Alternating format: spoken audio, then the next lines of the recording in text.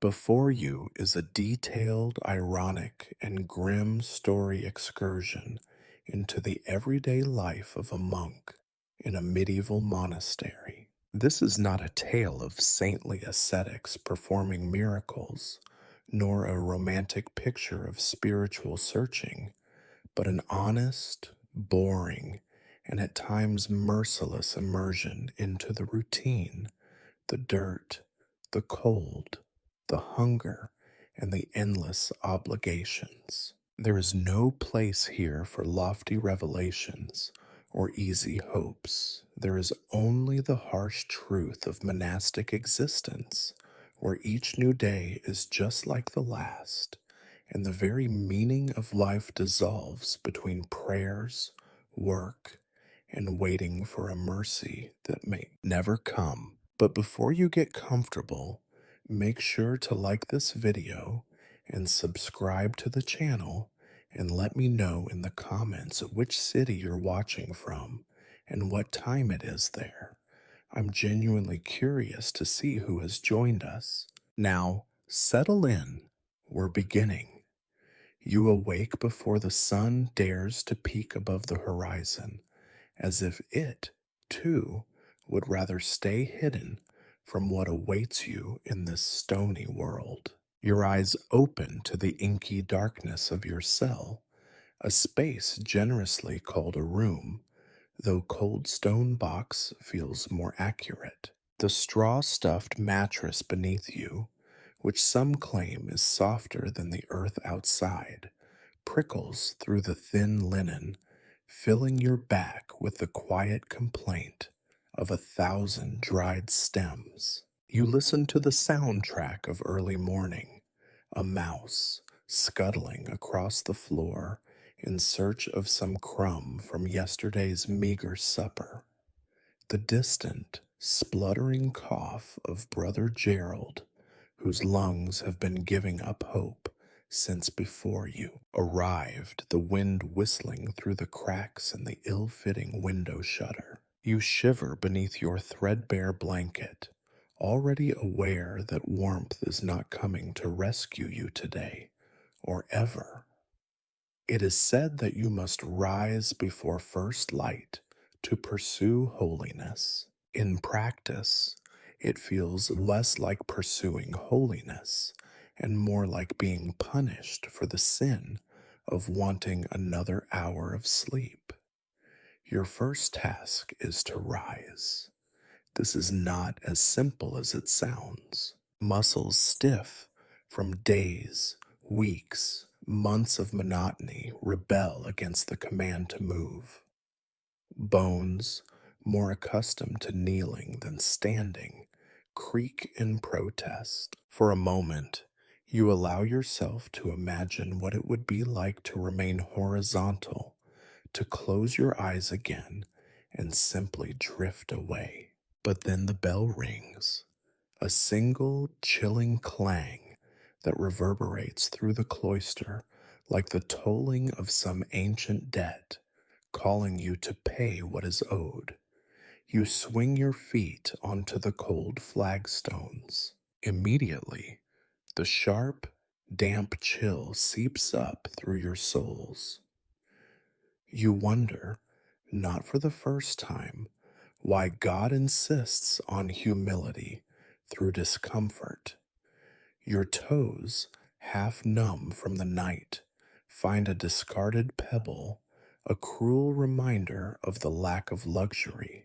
There is no time to dwell.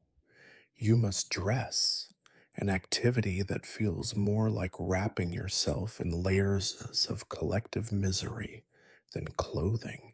The tunic, stiff and scratchy, still smells faintly of smoke and mold, souvenirs of the communal laundry fire, and centuries of inadequate ventilation. You cinch the belt with fingers that do not want to cooperate, all the while calculating how many days it will be before the threads give way entirely. The morning routine is strict. There is no space for dawdling.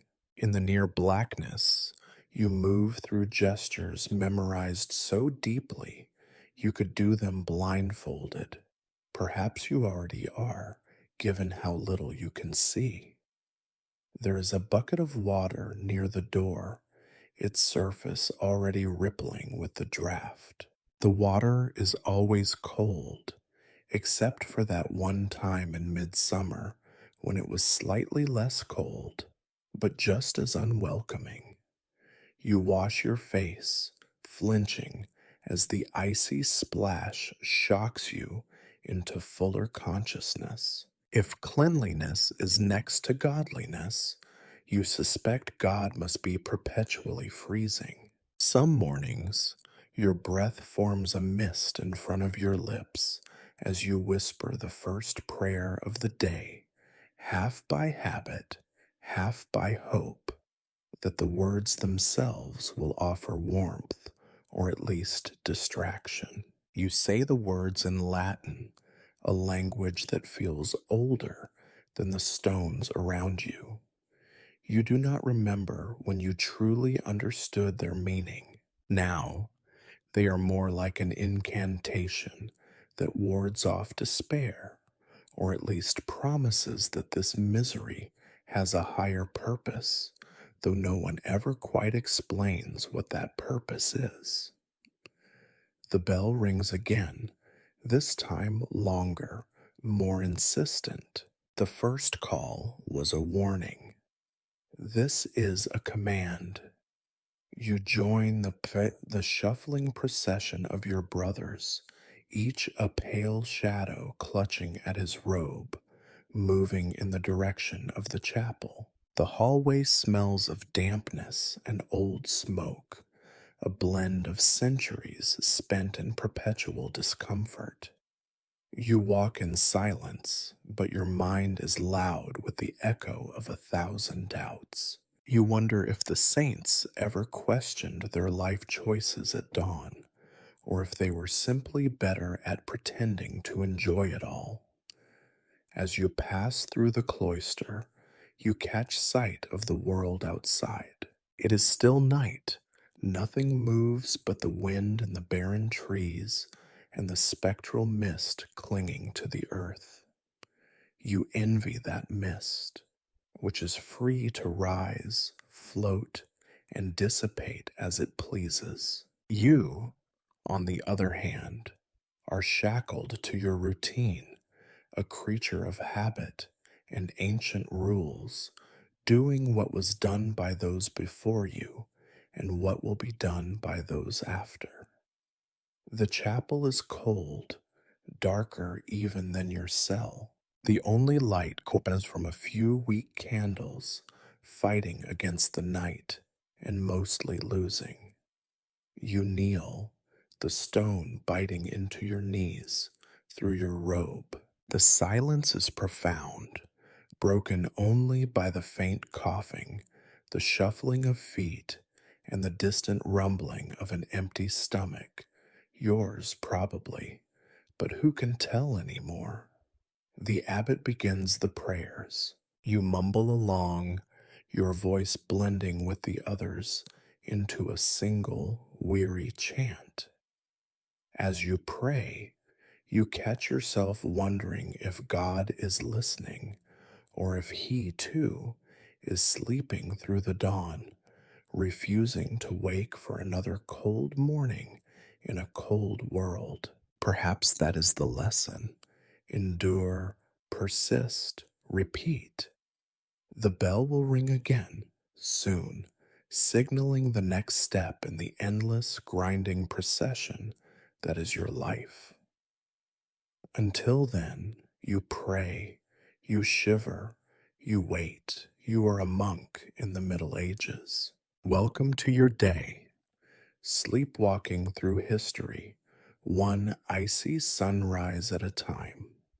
You stand there, shivering in the pre dawn chill, trying to convince yourself that cleanliness is next to godliness, or at the very least, next to tolerable. Yet here, in the monastery, both seem so impossibly far away. You glance at the battered wooden bucket by your door, filled, if one is generous, with what might be called water. In truth, it is a cloudy liquid, perpetually cold, sometimes flecked with bits of straw, dead insects, or, on unlucky mornings, the odd drowned mouse. No one dares mention the bucket's contents aloud. Everyone knows, but pretends not to. Today, you are fortunate. There is only a layer of frost on top, no visible vermin, no obvious slime. You break the ice with numb fingers, the sound sharp in the otherwise quiet cell. Your hands ache instantly, as if stabbed by 1,000 needles. You scoop a handful of the freezing liquid and splash it onto your face. For a split second, you are awake, truly awake, in a way that prayer and bells can never manage. Every nerve in your skin protests, but you persist because you must. The cold water, far from refreshing, feels more like punishment for sins you are not even certain you committed. Soap is a myth, a luxury for lords, queens, and according to rumors, some particularly favored abbots. What you have is a small, worn linen cloth, stiff from too many washings in too little water. It is your only defense against the grime of daily life. With it, you scrub at your face, your hands, your neck.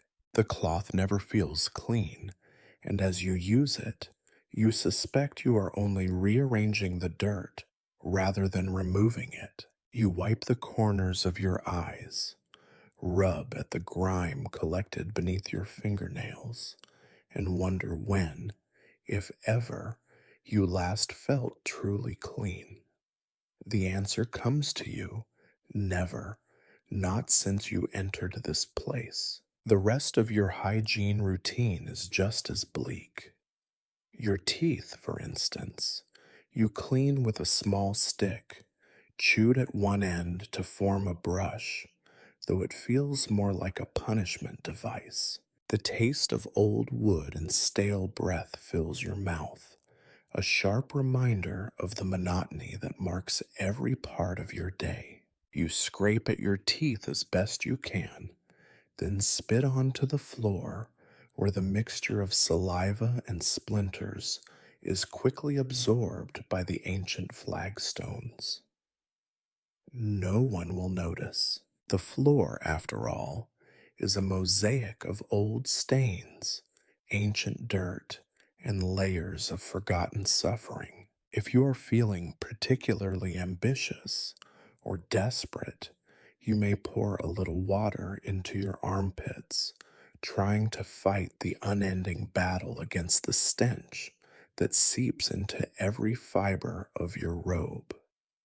This is an exercise in futility. The robe itself, unwashed for weeks or months, smells of sweat, smoke, and despair. Its color was once brown, perhaps, but now it is simply monk colored, an ambiguous shade somewhere between earth and misery. You pull it close around your body, shivering as the damp cloth clings to your skin. There are, of course, other matters to attend to. Your feet are another battleground. Each morning, you inspect them for sores, blisters, or the beginning of rot.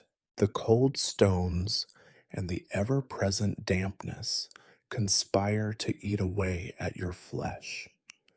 The older brothers whisper horror stories of monks who lost toes or worse to the creeping decay that thrives in this climate. You hope to avoid their fate, but your hopes are modest. You dry your feet as best you can on the hem of your robe, knowing that within an hour they will be cold and damp again. You are, perhaps, luckier than some. Once you heard a tale of a wealthy monastery in the south where the water was warm, the air smelled of flowers, and the brothers bathed every week. You are not certain such places exist. Here, bathing is reserved for the great festivals, perhaps twice a year, more if the abbot is feeling generous. On those rare days, the whole monastery stinks of wet wool and unwashed flesh, and the bath water quickly turns to soup. As for your hair, the rules are simple. It must be cut short, shaved into the traditional tonsure that leaves a bald spot on top and a circle of hair around the edge, like a crown of humility. The process is both humiliating and practical. It makes lice easy to spot and slightly less comfortable to live in your scalp. Still, lice are a fact of life. You scratch absent mindedly at your head, feeling the small bumps and bites that mark their presence.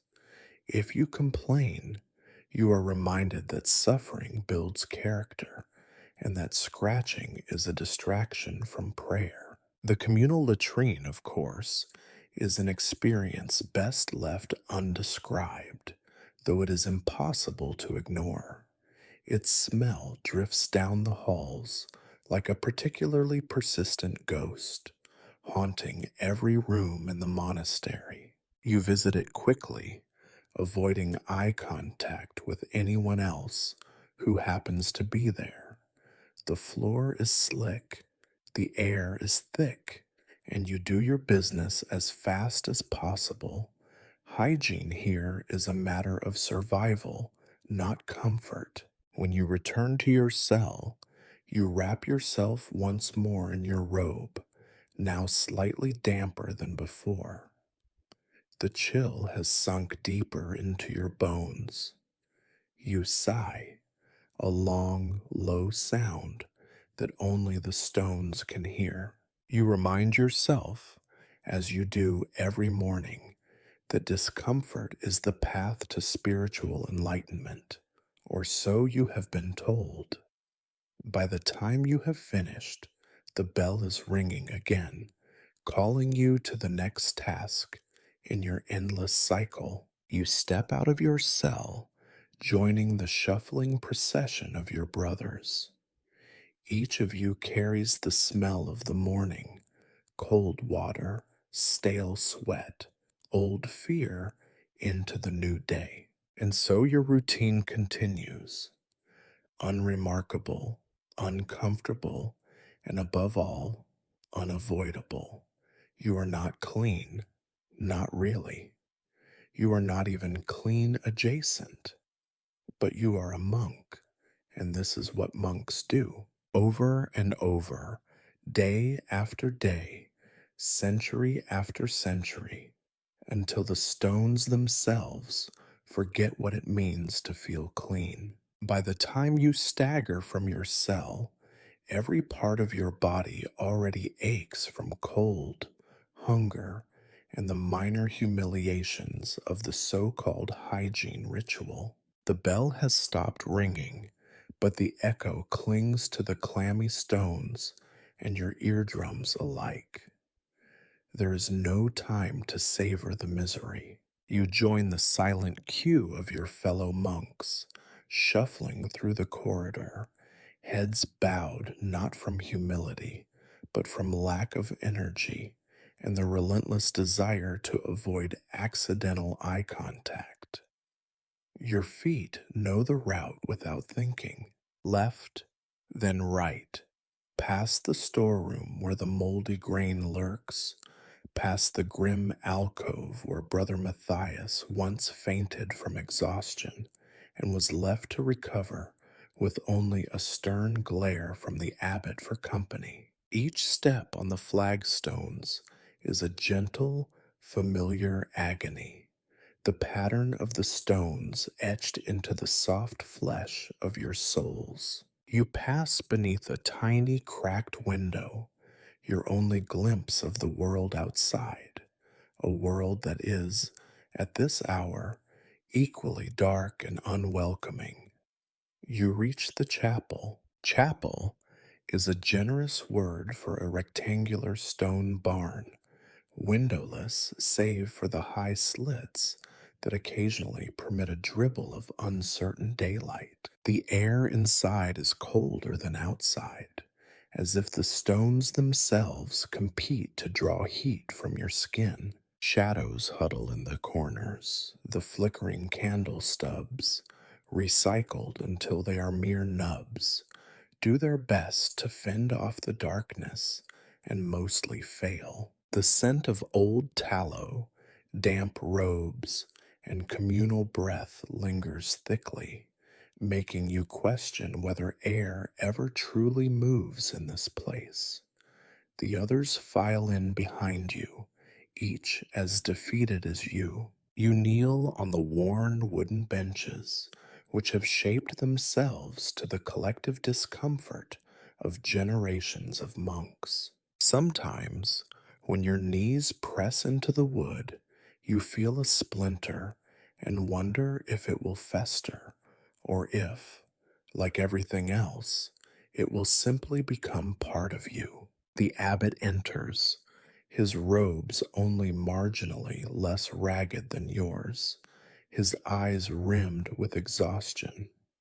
He does not look at you. No one looks at anyone. The ritual begins. Matins, the first prayer of the day, sung or mumbled while your stomach lurches and your limbs tremble. The words spill from your lips, ancient Latin phrases you could recite in your sleep, and often do. There is no expectation of meaning, only of sound. The rhythm is set by the abbot's thin, reedy voice, which weaves through the space like a reluctant ghost. Domine, labia mea aperius. Lord, open my lips. You wonder briefly whether God is inclined to listen to this chorus of monotone voices, uttered more out of duty than devotion. The Psalms continue, line after line, as you kneel and stand and kneel again. Your knees throb. The air grows thicker, as if the centuries of prayer have left a residue, like grime on glass, coating every surface and every soul. You steal a glance at your brothers. Some mouth the words with eyes half closed, their minds clearly wandering far from this place. Others, more zealous or more desperate, clutch their prayer books with white knuckled intensity, knuckles pale and trembling in the half light. Brother Peter snuffles quietly, fighting the morning's relentless drip from his nose. Someone coughs, a deep, wet sound that hangs in the air, hinting at the coming winter and its annual cull of the weakest lungs. The service lurches on. Verses blend together in a fog of repetition. You chant, you whisper, you mumble. The words lose meaning, replaced by the gentle ache of muscle and bone. Occasionally, the abbot pauses for silent prayer, a time meant for introspection, though you mostly use it to count the stains on the floor or imagine the taste of real bread. Your thoughts wander to forbidden things: a soft bed, a hot meal, the sound of laughter instead of coughing and chanting. You scold yourself for these sinful distractions, then do it all over again. Sometimes the candles flicker just right, casting monstrous shadows on the stone walls, and you imagine the saints themselves recoiling in horror at the misery of this daily devotion. You wonder if their bones, hidden in the reliquary at the altar, might someday rattle in protest. But no miracle occurs. The prayers continue. Then comes the reading, a passage from some ancient hagiography, delivered in a monotone that strips the story of even the faintest glimmer of hope. Toyete. The tale concerns Saint Benedict, who once lived in a cave for 3 years and ate only wild herbs. You suspect he had it easy. At least he had a cave of his own. Your stomach growls audibly. No one reacts. Everyone is equally hungry. You force your attention back to the service, but the words swim before your eyes. The room is thick with fatigue.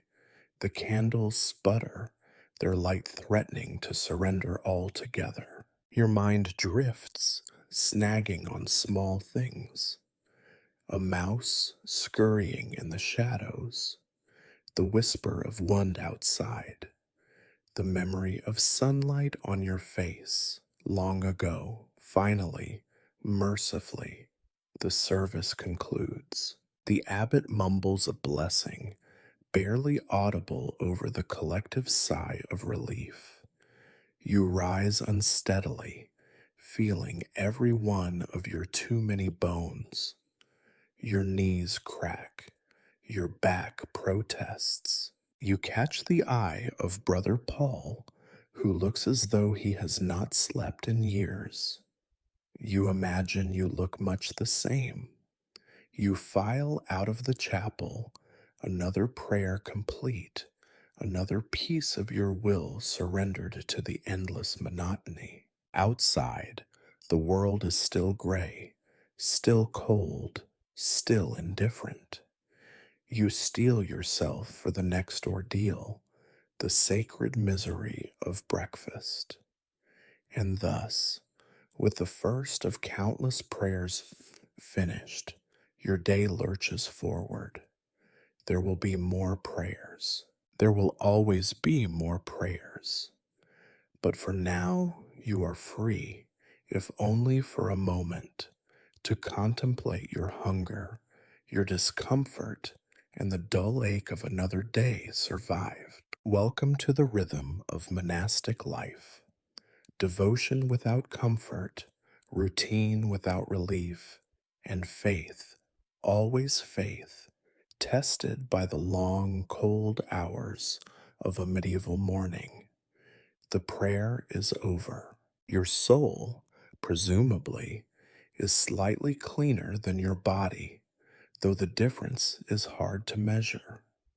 Your stomach, meanwhile, has not benefited at all. Its complaints are now louder, grumbling audibly as you join the silent procession toward the refectory.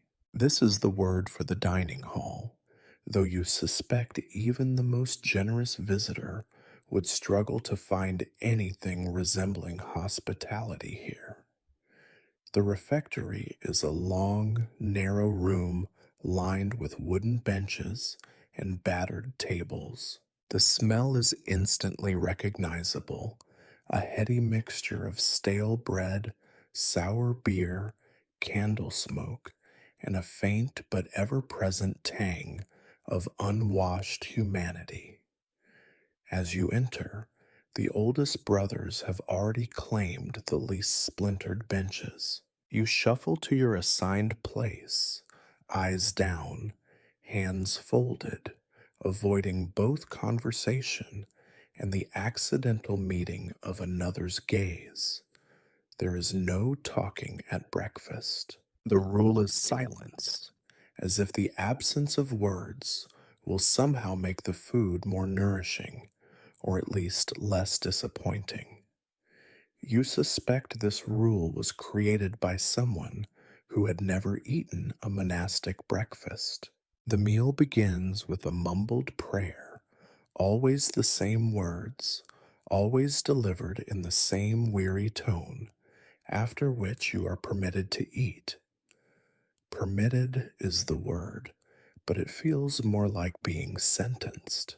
On the table before you sits a round of bread, or what passes for bread.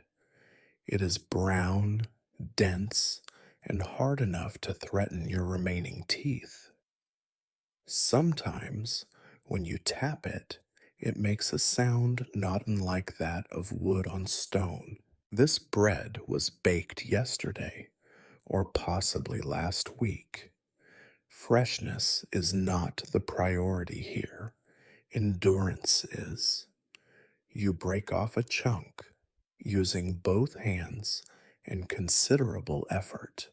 The crust resists, threatening to snap your fingernails. Eventually, you succeed, rewarded with a palm sized shard of something almost edible.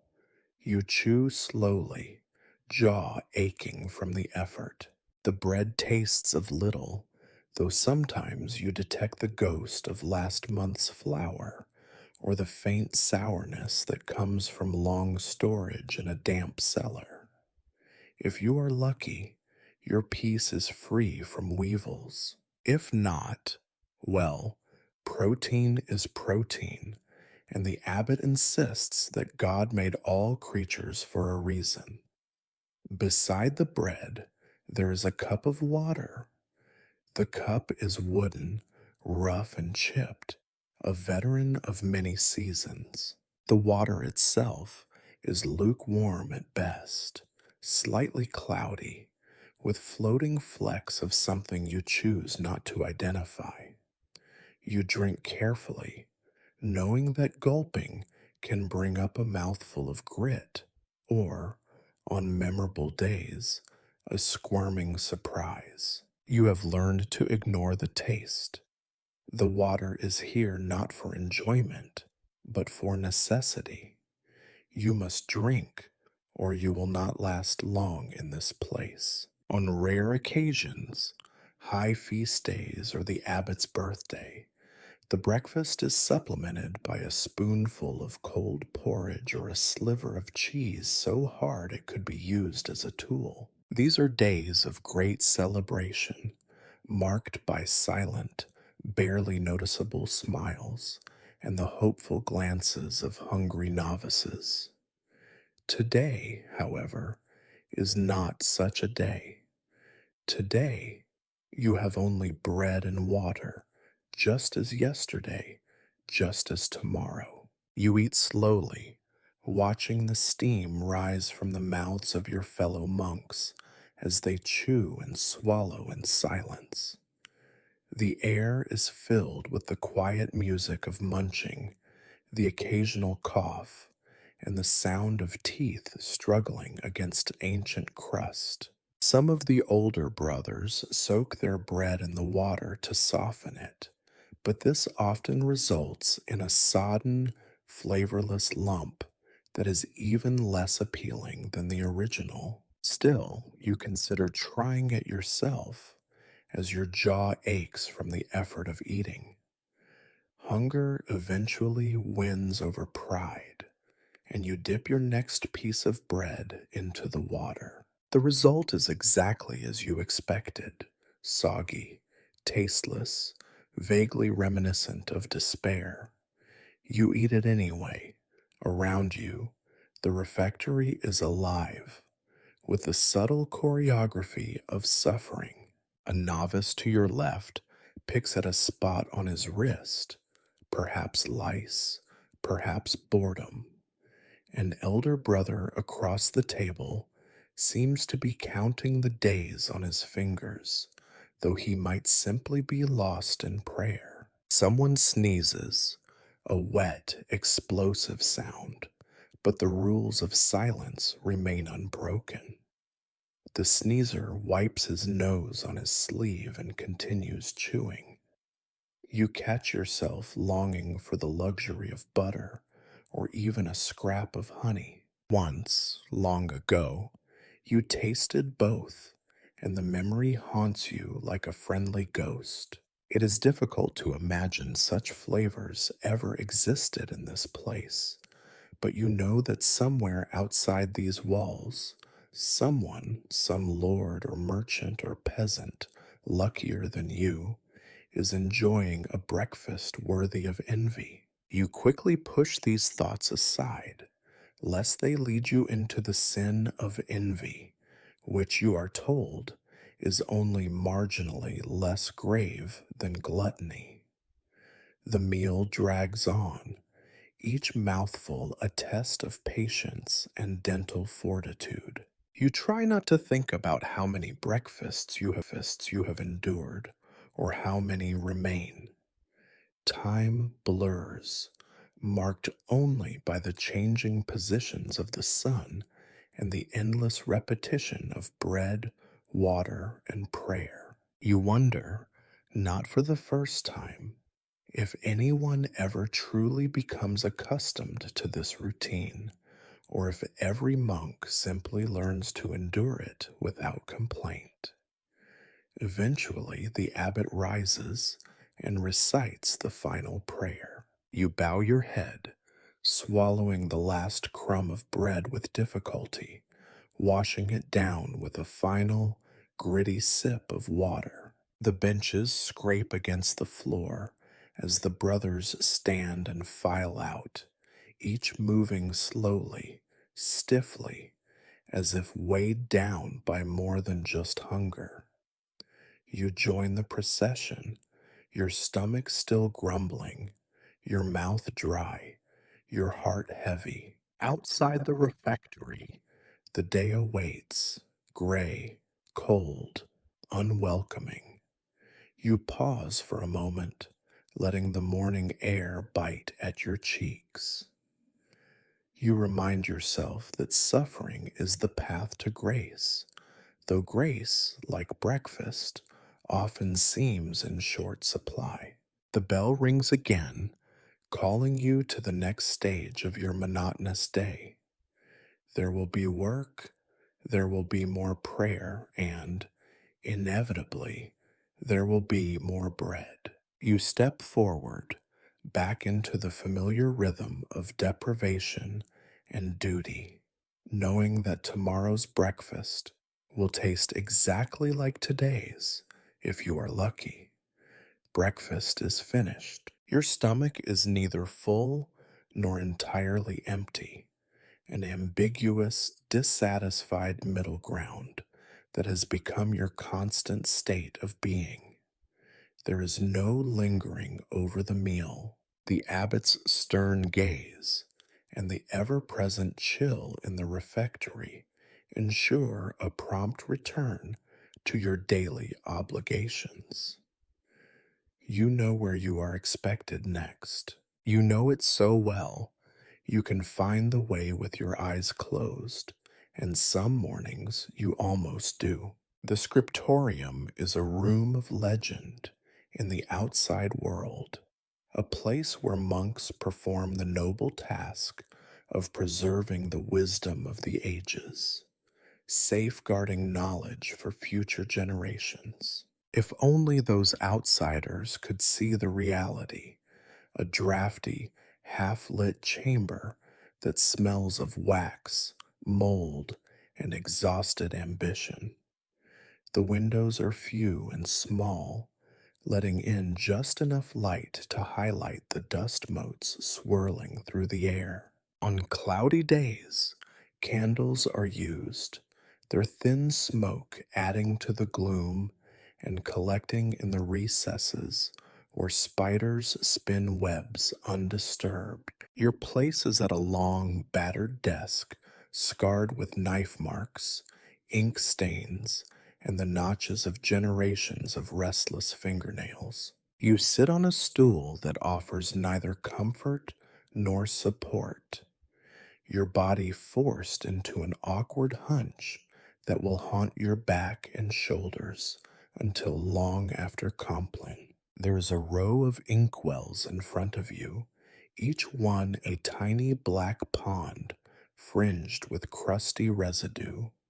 Quills lie scattered about, some sharp and new, some frayed and useless, and all the property of the scriptorium. No one would dream of owning their own quill. Such ambition is frowned upon. Your task is simple: copy. Copy the sacred texts, the holy psalms, the rules of the monastery, or, if you are unlucky, the endless genealogies that no one has understood in centuries. The abbot assigns your page. Today, it is the Book of Hours, a manuscript so frequently handled that the margins are dark with fingerprints and the corners curl with age. Your job is to make it new again, or at least to create another copy that future generations of monks will ruin in turn. You dip your quill in the ink. The ink is homemade, a volatile concoction of oak galls, iron salts, and whatever else the cellar yielded last season. Its color ranges from deep black to a mournful brown, depending on how recently it was mixed and how much water the cellar rats knocked into the jar. The ink stains your fingers, seeps into your nails, and never quite washes away. You have learned to live with stained hands. Writing is not the gentle, contemplative task described by the old monks in their stories. It is labor. Your eyes strain to decipher the faded lines. Your wrist cramps from the awkward angle. Your neck stiffens. Your back aches.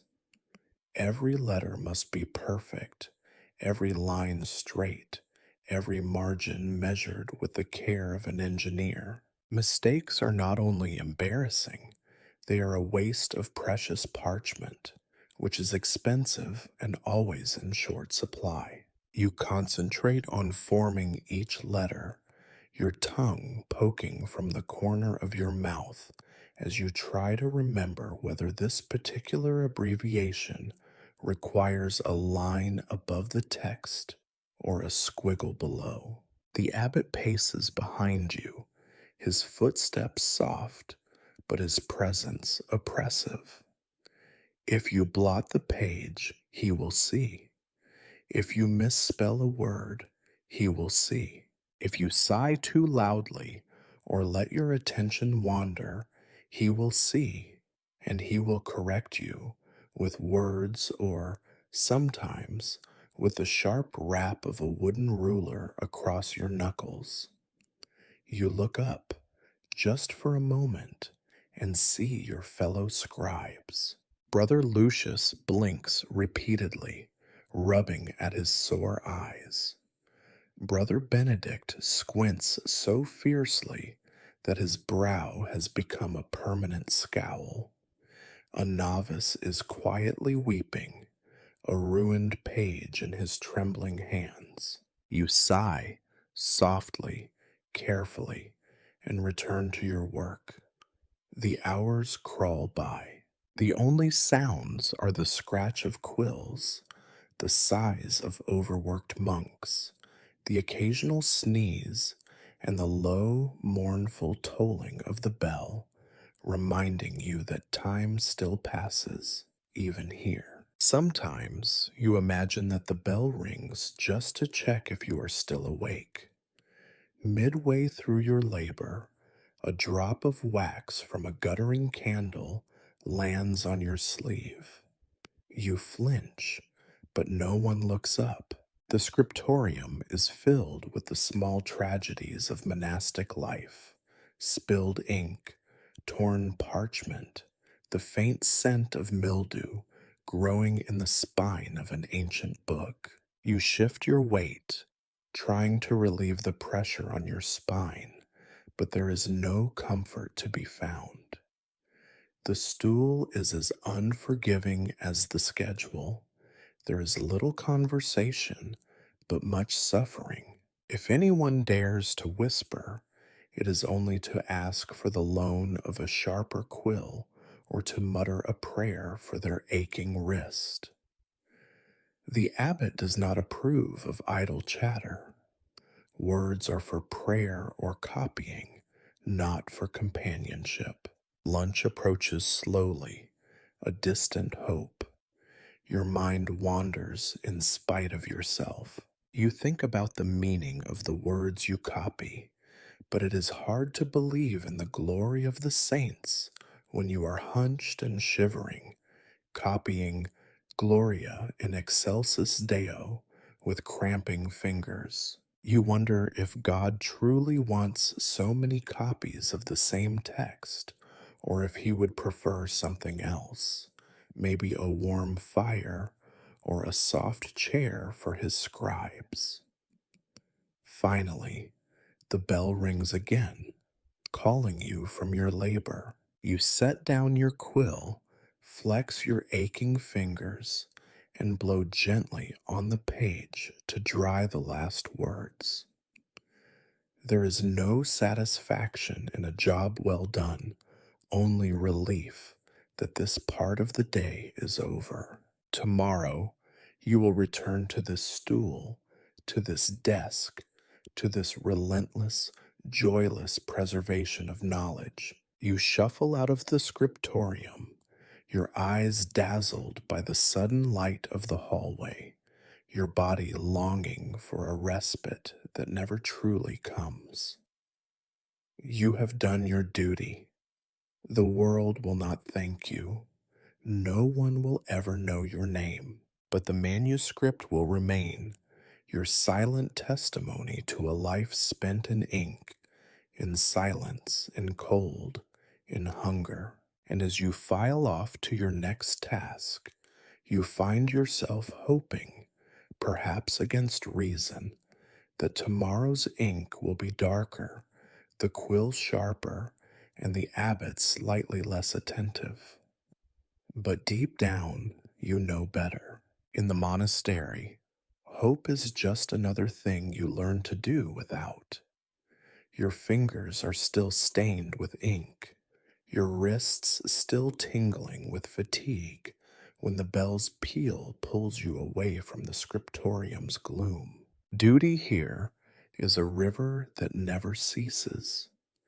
The current may change, but it never rests. Now you trade the biting edge of parchment for the biting cold of the yard and the heavy tools of daily toil. The word is chores, as if the tasks were small and fleeting. In reality, they are endless, repetitive, and as vital to your survival as prayer. First comes water. The monastery's ancient well stands at the far end of the yard, beyond a garden that in summer threatens to bloom and in winter threatens to kill. The bucket is heavy and slick with last night's frost. You wrap your numb fingers around the handle and begin the slow, back-breaking work of drawing water. Each pull on the rope sends a jolt through your tired arms. The water itself, when it finally emerges, is a sullen gray, flecked with bits of leaf and the ever-present promise of disease. You carry it carefully back across the slippery yard, your toes curling inside damp shoes for balance. More than one brother has slipped and broken a bone here, another entry in the silent ledger of monastic suffering. Next is the kitchen. Some imagine a medieval kitchen as a place of warmth and smells, a refuge from the wind. Yours is more of a pit, a stone room so perpetually smoky that you suspect the walls are held up by soot alone. You are greeted by the cook, whose temperament matches the weather, sour and unpredictable. The day's assignment might be anything. Today, you must chop onions. You cut, eyes streaming, hands burning from a mixture of cold, blisters, and raw juice.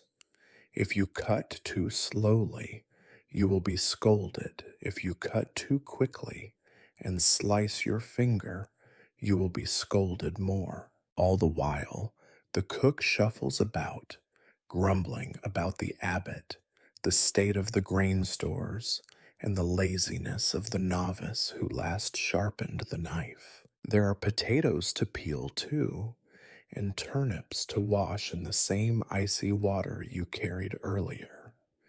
The roots are covered in mud, sometimes more stone than vegetable, and your hands become raw as you scrub them clean.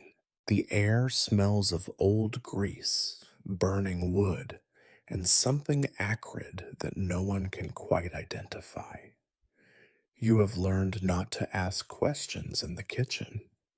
If you are assigned to the pantry, your work is no lighter. The storeroom is cold and close, its air thick with the scent of old apples, sour ale, and the omnipresent mildew that marks every medieval cellar. Your task may be to count sacks of grain, always fewer than you hoped, always with some nibbled open by rats, or to shift heavy barrels of beer from one side of the room to the other for reasons no one can explain. At least here, the abbot rarely appears. The darkness and damp are deterrent enough for even the most vigilant soul. Sometimes your chores lead you outside, beyond the cloister's walls. Then you might be told to gather firewood in the forest, braving mud and biting wind, or to help repair the fences that never stand straight. You tramp through icy puddles, splinters working their way into your palms. Your only companions are your own muttered prayers and the distant sound of crows. You carry the wood back on aching shoulders, careful not to let it drop. Splinters and bruises are your only reward. Animal chores are a world of their own. The monastery keeps a few cows, sheep, and chickens, each of which seems to resent you personally. The cows can be generous with their hooves, the sheep are escape artists, and the chickens alternate between frantic squawking and suspicious silence. Cleaning the byre is an especially thankless job.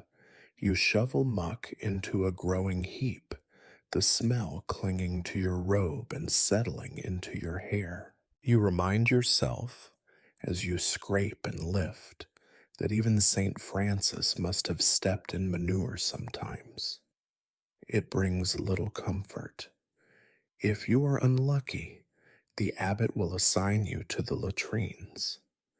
The less said about this, the better. The pit is deep, the smell is legendary, and the work is hazardous in ways both obvious and subtle. You pray for a strong stomach and quick hands, knowing that one slip could see you spending the next week quarantined in your cell, both for your health and for the sake of the community's noses. Yet even as you toil, there is no real escape from ritual. At set times, no matter your task, you must stop to pray. You kneel wherever you are, sometimes on frozen earth, sometimes on the damp stones of the yard, sometimes in the shadow of the kitchen's filthy hearth. You recite the words, your mind half on heaven, half on whether you will ever be warm again. Other chores appear at random, summoned by the mysterious logic of monastic life. Mending torn robes with borrowed thread and bone needles, patching leaking roofs with bits of moss and old tiles, carrying messages to the gate where you glimpse the outside world for a tantalizing moment before it slams shut again. Each duty is as thankless as the last, performed in silence or amid the grumbled complaints of your fellows. When the bell finally calls you away from your labor, you are exhausted. Your back is bent. Your hands are numb. Your eyes smart with smoke and wind. You brush the worst of the dirt from your robe, knowing it is a hopeless task, and shuffle back inside. There is no praise, no satisfaction, no sense of accomplishment, only the quiet relief that for now you are finished. Yet you know that tomorrow will bring the same chores, the same aches, the same unending routine. The monastery is a world built on repetition, on the belief that enough drudgery will one day polish your soul. As you trudge to your next obligation, you cannot help but wonder, are you being cleansed or just slowly worn away? No matter what the hour, no matter how much dirt clings to your skin or how much weariness aches in your bones, you are never more than a few minutes from another round of prayer. The bell is a merciless overseer, summoning you and your brothers from every corner of the monastery, from kitchen, from fields, from scriptorium and stable, all shuffled back toward the chapel or the nearest designated corner for worship. It is said among the brothers that only death frees you from the hourly summons of the bell. Some mornings you suspect even that is not guaranteed. The prayers themselves are a liturgy without end. Matins, lauds, prime, terce, sext, none, vespers, compline. If you think you have missed one, do not worry. Another will be along shortly, like an overcrowded cart rumbling down a muddy lane. Each office comes with its own script, its own expectations. There are standing prayers and kneeling prayers, prayers for sitting and prayers for walking. Your knees have become hard and numb, your back hunched into a perfect C from centuries of your spiritual ancestors following the same motions. You file back into the chapel, shuffling along the familiar route. The candles have burned lower since dawn, their wax puddling like ancient tears along the altar. The air is thicker now, a cocktail of sweat, smoke, and the faint, unyielding tang of mildew. The benches are no more comfortable than before. The splinters are simply in new places. The service begins with chanting. It is supposed to lift the soul, and perhaps in another world, it might. Here, the melodies drone like the wind through broken glass. Your voice joins the chorus, uncertain, cracked by thirst and repetition. Brother Gregory sings a half tone flat, as he has done every day for 20 years. No one corrects him. The error has become part of the sacred routine. The Psalms go on, each one a variation on the same themes: misery, hope, humility, the eternal cycle of human suffering, and heavenly indifference. Between prayers, there are readings, never of the exciting kind. Today, the abbot chooses a passage from the Rule of Saint Benedict. You listen as he reads in Latin, his voice like gravel in a well. The rule details every aspect of monastic life, from the number of hours to be spent in silence to the correct way to clean your sandals. You marvel at the specificity. Here is a system designed to rank every drop of pleasure from life, just in case anyone was tempted to enjoy themselves. You wonder, not for the first time, how Saint Benedict would have coped with the cold in this particular chapel. You imagine even he might have prayed for a thicker blanket. When the abbot finishes reading, there is a long pause, a silence so deep you can hear the scratch of someone's lice infested scalp being scratched in the back row. Demonstration. Without preamble, the next psalm begins, and the endless liturgical wheel continues its turn.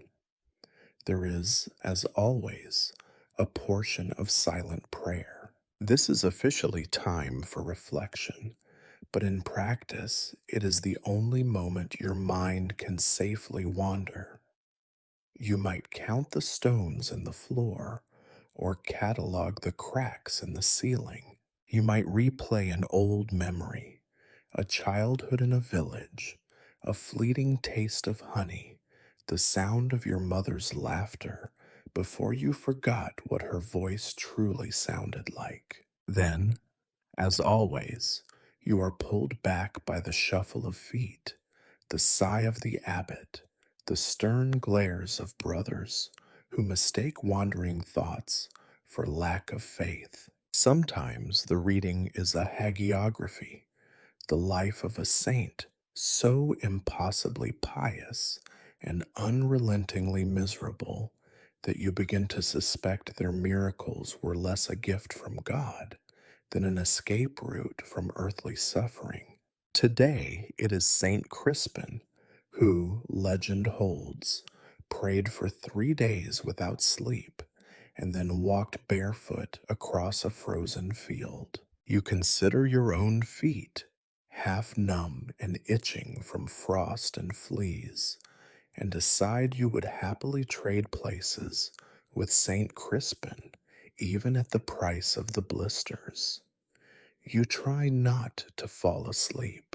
It is an ongoing battle, fought with pinched thighs and bitten tongues. Your head bobs, your eyelids flutter, and you jerk awake, heart racing as you check for the abbot's disapproving gaze. Around you, others do the same. Brother Thomas's snores have become legend, but even the youngest novice sometimes succumbs. There is no mercy for the drowsy, only the sharp knock of a wooden staff, or, worse, an extra penance. After what feels like an hour, though you suspect it has been less, the bell sounds again, marking the end of this round of prayer. You rise, joints cracking, and shuffle out of the chapel with the rest. But before you can escape, you are handed a battered book. It is time for the daily communal reading, a tradition meant to instruct and edify. The topic is rarely uplifting: the torments of the martyrs, the temptations of the devil, the slow march of sin through every human heart. You sit, you listen, you try to care. The words swirl around you, stories of men and women who suffered far more than you, but for reasons far more glorious. You wonder what your own hagiography might read like. He endured unending monotony, cold, and the particular misery of poorly cooked root vegetables, and he did not complain, at least not out loud. It is not the stuff of legend, but it is honest. At last, the reading ends. You bow your head for the closing prayer, murmuring the words as your mind drifts to more immediate concerns. The ache in your knees, the emptiness in your belly, the heavy knowledge that there will be another round of prayers soon and another after. that and another until the end of your days. Monastic life is a cycle, relentless and inescapable. You pray, you read, you chant, you endure. You wonder sometimes if God is counting your prayers, or if He too has drifted off during the third repetition of Psalm 119. But such thoughts are dangerous, so you push them aside, focus on your duties, and wait for the next bell. It will not be long. There is a rumor circulating with the same persistence as lice and with almost as much accuracy that monks are men of silence. Outsiders imagine you passing wordless days, gliding like ghosts down ancient corridors, your lips sealed in holy contemplation. The truth is less poetic and far more human. Silence is the rule, yes, but not always the reality. Words will out, no matter how thick the walls or how stern the abbot. Even the strictest brother will, at times, whisper a complaint when he thinks no one is listening. Yet, even when allowed, conversation is less a joy than another form of penance. Most speaking is limited to necessary business, instructions for chores, alerts about rats in the storeroom, reminders to avoid the well if you value your life and intestines. Every word is rationed like the bread, every phrase weighed for usefulness. Jokes are as rare as honey and twice as likely to get you in trouble. You do not really have friends here. You have neighbors. The difference is in the details. A friend might keep your secrets or share an extra heel of bread. A neighbor will nod at you during chores and perhaps help lift a heavy bucket, but he will not risk the abbot's wrath to ease your burden. Brotherhood here is a kind of forced proximity. You live together, work together, eat together, and suffer together, but your true self is locked away, deeper than any cell. In the rare moments when you do speak freely, during sanctioned recreations, or the few minutes before bed, conversations drift inevitably to the same safe topics: ailments, weather, and above all, digestion. It is astonishing how much of monastic life revolves around the stomach, given how little it ever contains. Someone always has a theory about which root causes gas, which batch of bread caused last week's plague of belly aches, or whether Brother Hugo's infamous turnip stew is a sign of the apocalypse. This morning, as you mop the kitchen floor with three other brothers, the silence cracks. Brother Paul, who has not spoken aloud in 3 days, suddenly mutters, "If that bread was any harder, we could use it for the new roof." The others do not laugh out loud. Laughter is suspect, but you catch the barest flicker of a smile, quickly buried beneath the weight of expectation. The real conversations, of course, happen when no one is looking. In the shadows by the cloister wall, in the echoing darkness of the storeroom, words are traded like contraband. Hushed voices share snippets of rumor: who coughed blood into his hand last night, which brother was seen limping after a supposed accident at the well, whether the abbot's headaches are punishment for secret sins or just a natural reaction to daily life here. Sometimes the talk turns to blasphemy, not the grand, fiery kind, but the small, practical sort. Do you think St. Augustine ever went hungry? Or, if heaven is so wonderful, why do the saints all look so miserable in the stained glass? Such musings are dangerous. You say them anyway, quietly, and only to those you trust, which is to say, almost no one. Even the smallest confession of doubt or weariness is a risky game. Once, a novice admitted he sometimes dreamt of running away, of finding a farm, of seeing a woman smile again. The story made the rounds by evening, growing with each telling, until the abbot himself summoned the boy for a conversation. Afterward, the novice was quieter than ever, his dreams apparently beaten back into the safety of his skull. Occasionally, conversation is practical.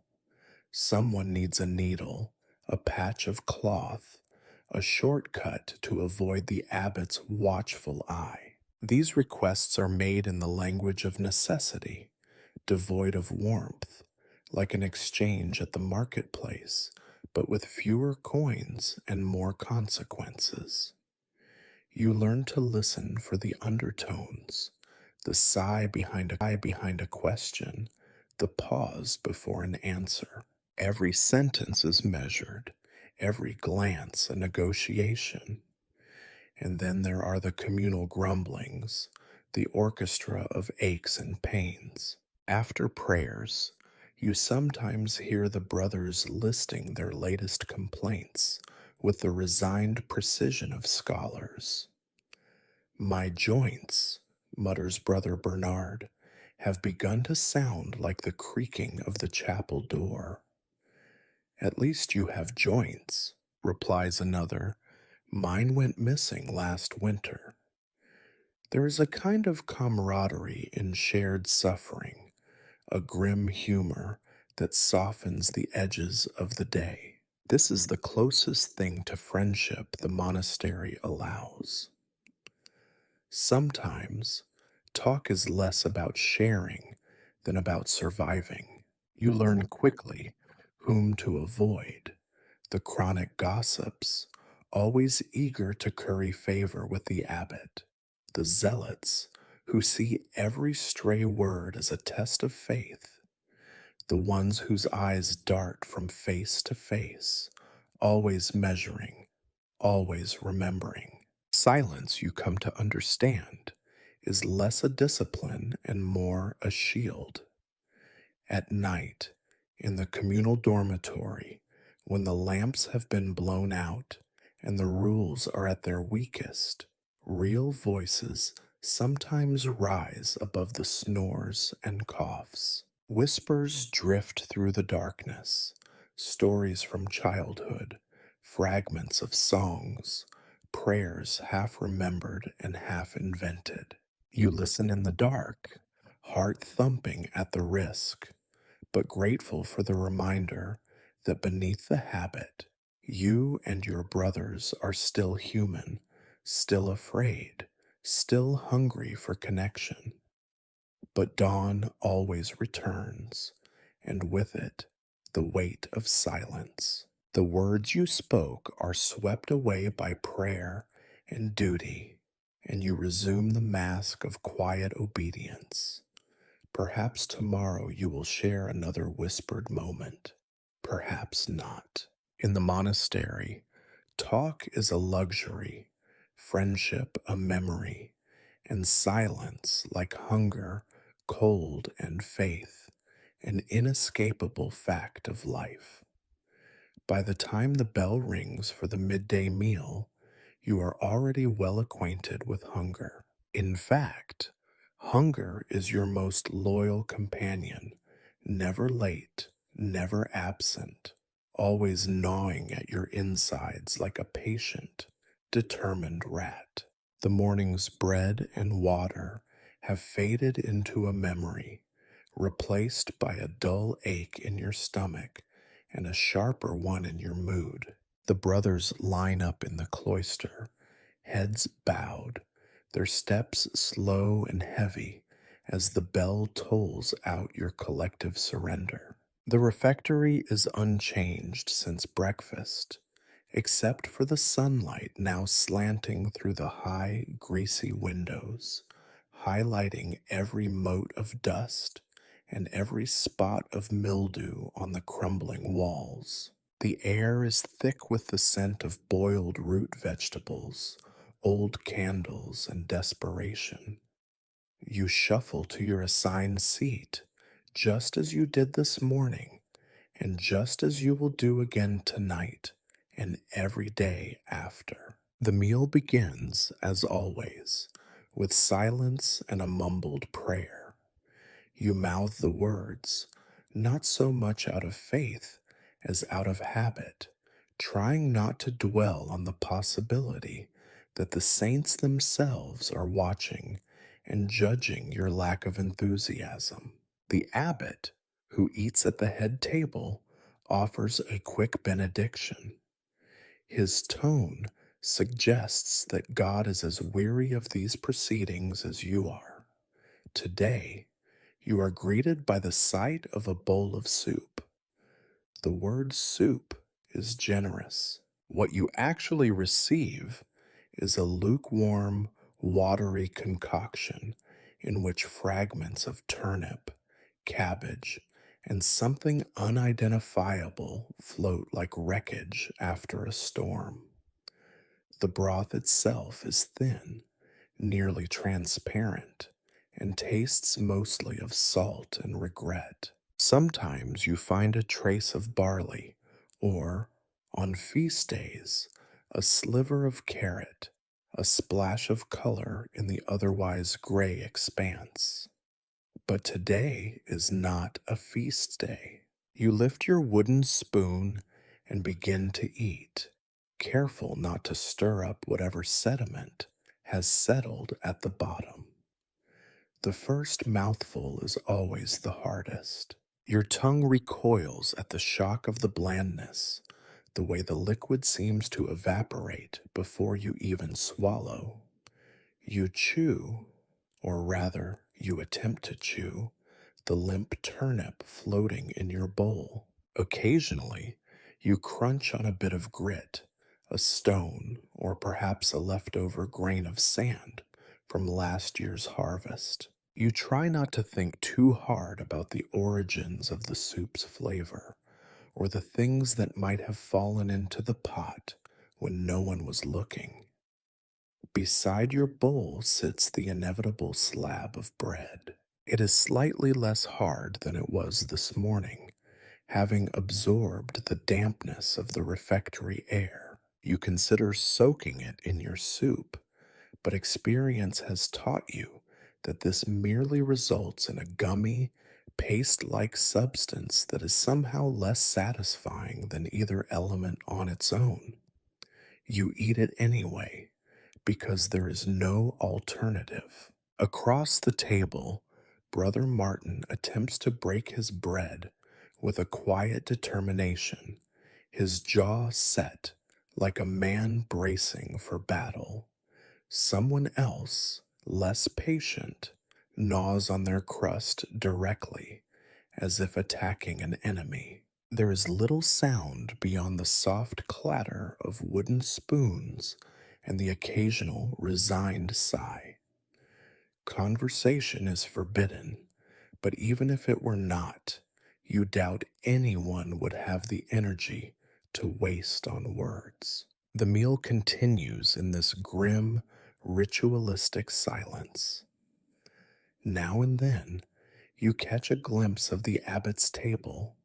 Their soup bowls appear slightly fuller, their bread marginally less stale. You wonder if the saints would approve of this subtle hierarchy, whether the abbot prays harder, suffers more, or simply enjoys a better relationship with the cook. It is an old question, and one you know better than to ask aloud. After the first course, if it can be called that, comes the second, another prayer, delivered in the same monotonous drone. You bow your head, but your mind wanders. You think of all the other meals you could be eating, if only you were born elsewhere. A roast fowl on a lord's table, a pie from a bustling village bakery, even a simple apple, bright and sharp and fresh from the tree. But you are not elsewhere. You are here, a monk among monks, and apples are as rare as smiles. There are occasionally surprises. Once, a beetle surfaced in your soup, its carapace glinting like a tiny jewel.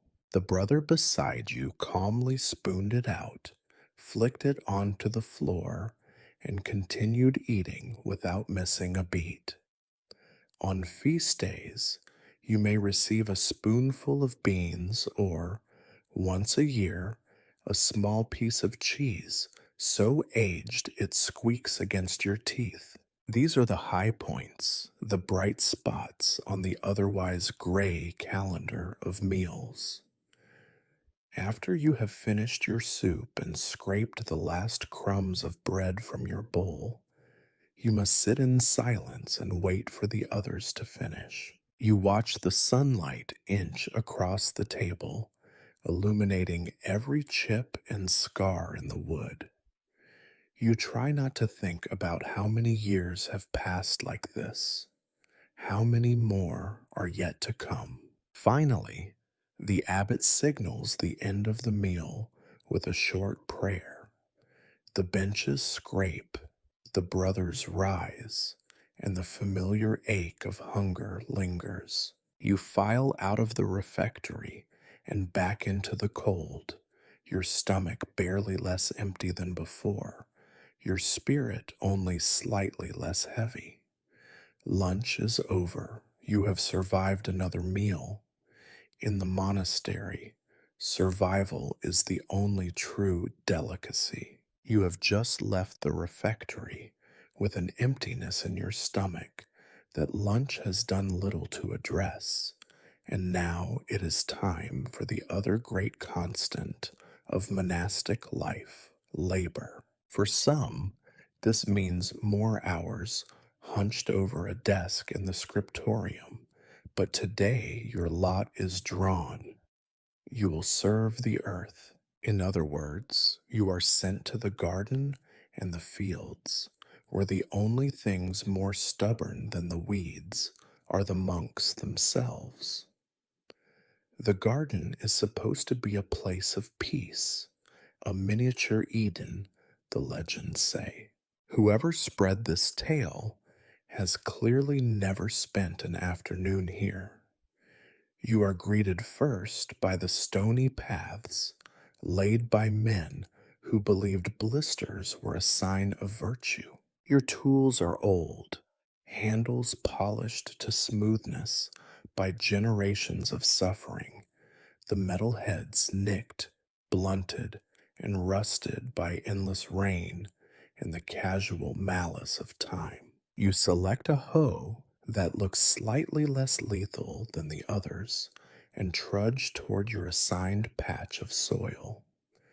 The garden itself is a battleground.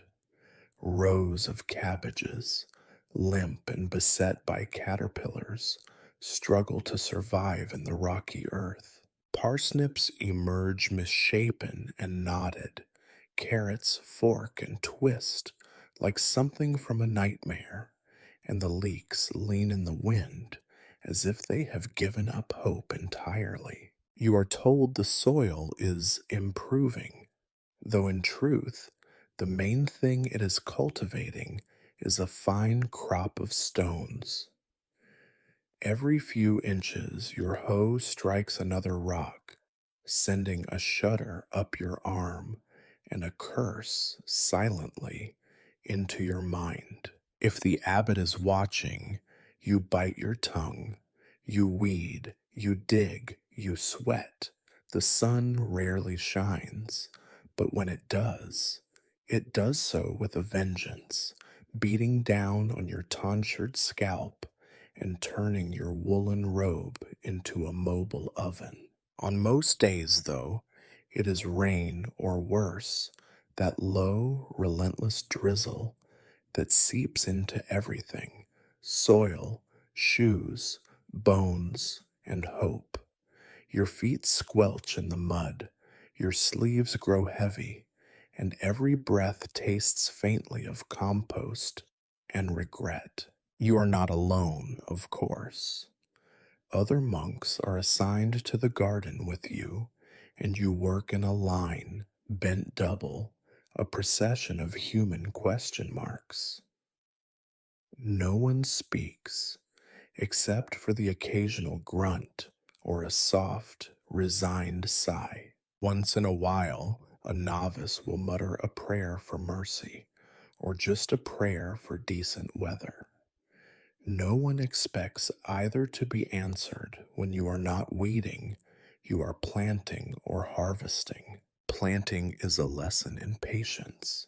Each seed must be dropped at precisely the right depth and covered with precisely the right amount of earth, under the wary eye of Brother Maurice, whose knowledge of botany is matched only by his suspicion that everyone else is doing it wrong. You try to focus, but your fingers are numb and your back aches from hours of stooping.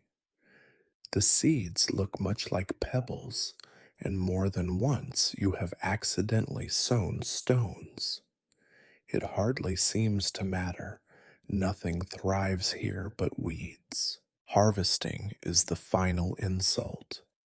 After months of labor, you uproot a handful of sorry turnips or a basket of blighted potatoes.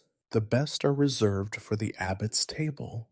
The rest become tomorrow's soup, the same unending cycle of effort and disappointment. If you find a worm, you flick it into the next row and pretend you did not see it. Sometimes, in your darker moments, you envy the worms. At least they eat well. The fields beyond the walls are worse still. These are broad, muddy expanses of barley, rye, and oats, crops that have never known luxury and barely know survival. Here the work is harder, the tools heavier, and the weather less forgiving. You wade through ankle deep muck, bent over with a sickle or a spade, your arms and back screaming after the first hour. The wind whips at your robe, filling it with grit, and the sun, when it appears, burns your scalp in a ring that matches your tonsure perfectly. Every so often, Brother Alaric appears to supervise. He is built like an ox and about as cheerful. He bellows instructions, most of which you already know, and the rest you can safely ignore. You dig, you hoe, you scatter seed, you curse the birds that descend in flocks to undo your work. Scarecrows stand in the fields, robed in the abbot's old habits, a grim warning to all living things, monks included. The most dreaded task is manure spreading. The pit behind the barn is legendary for its stench. You shovel the black muck into baskets, haul it into the fields, and spread it across the earth, every breath a test of your devotion. You tell yourself that this is holy work, that Saint Benedict himself extolled the virtue of humble labor. You try not to imagine him doing this job in the rain. Breaks are rare, and even then, short.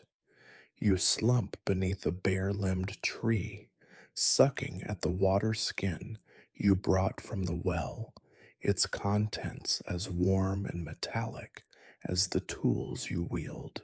You rest for a moment, watching the clouds scud across the sky, then drag yourself upright again. Hours pass. The field changes, if only slightly. You can see where you have worked, but the end is always further away than you hoped. By the time the bell sounds to call you back, your robe is soaked, your hands blistered, your back twisted into new and exciting shapes. You drag yourself back to the cloister, carrying with you the smell of mud, manure, and exhaustion. You have to pass through the kitchen on your way.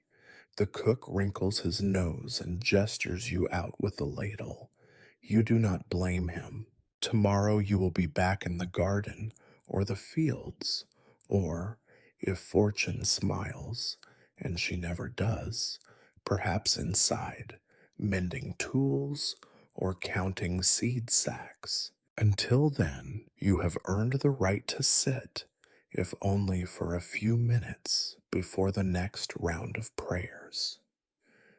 In the garden, in the fields, you are never far from the earth. It clings to your skin, works its way under your fingernails, and after a while settles somewhere deep in your soul. It is humbling, exhausting, endless work. If it brings you closer to God, it is only because you spend so much time on your knees. As you trudge back from the fields, flecked with mud and haunted by the sound of the bell, you realize it is time for another essential duty: tending the animals. The medieval monastery is not only a house of prayer, but a makeshift farm, relying on its livestock for meager sustenance and even more meager comfort. The beasts in your care are not the gentle, noble creatures immortalized in illuminated manuscripts. No, these are stubborn, irritable, often filthy animals, creatures that, like you, seem to resent their lot in life. You begin with the cows. They are the monastery's most valuable residents, and they know it. Each one is as wide as a barrel and twice as temperamental. The byre is cold, dark, and sticky, with the residue of 1,000 milking sessions. You greet your assigned charge, old Berta, with wary respect.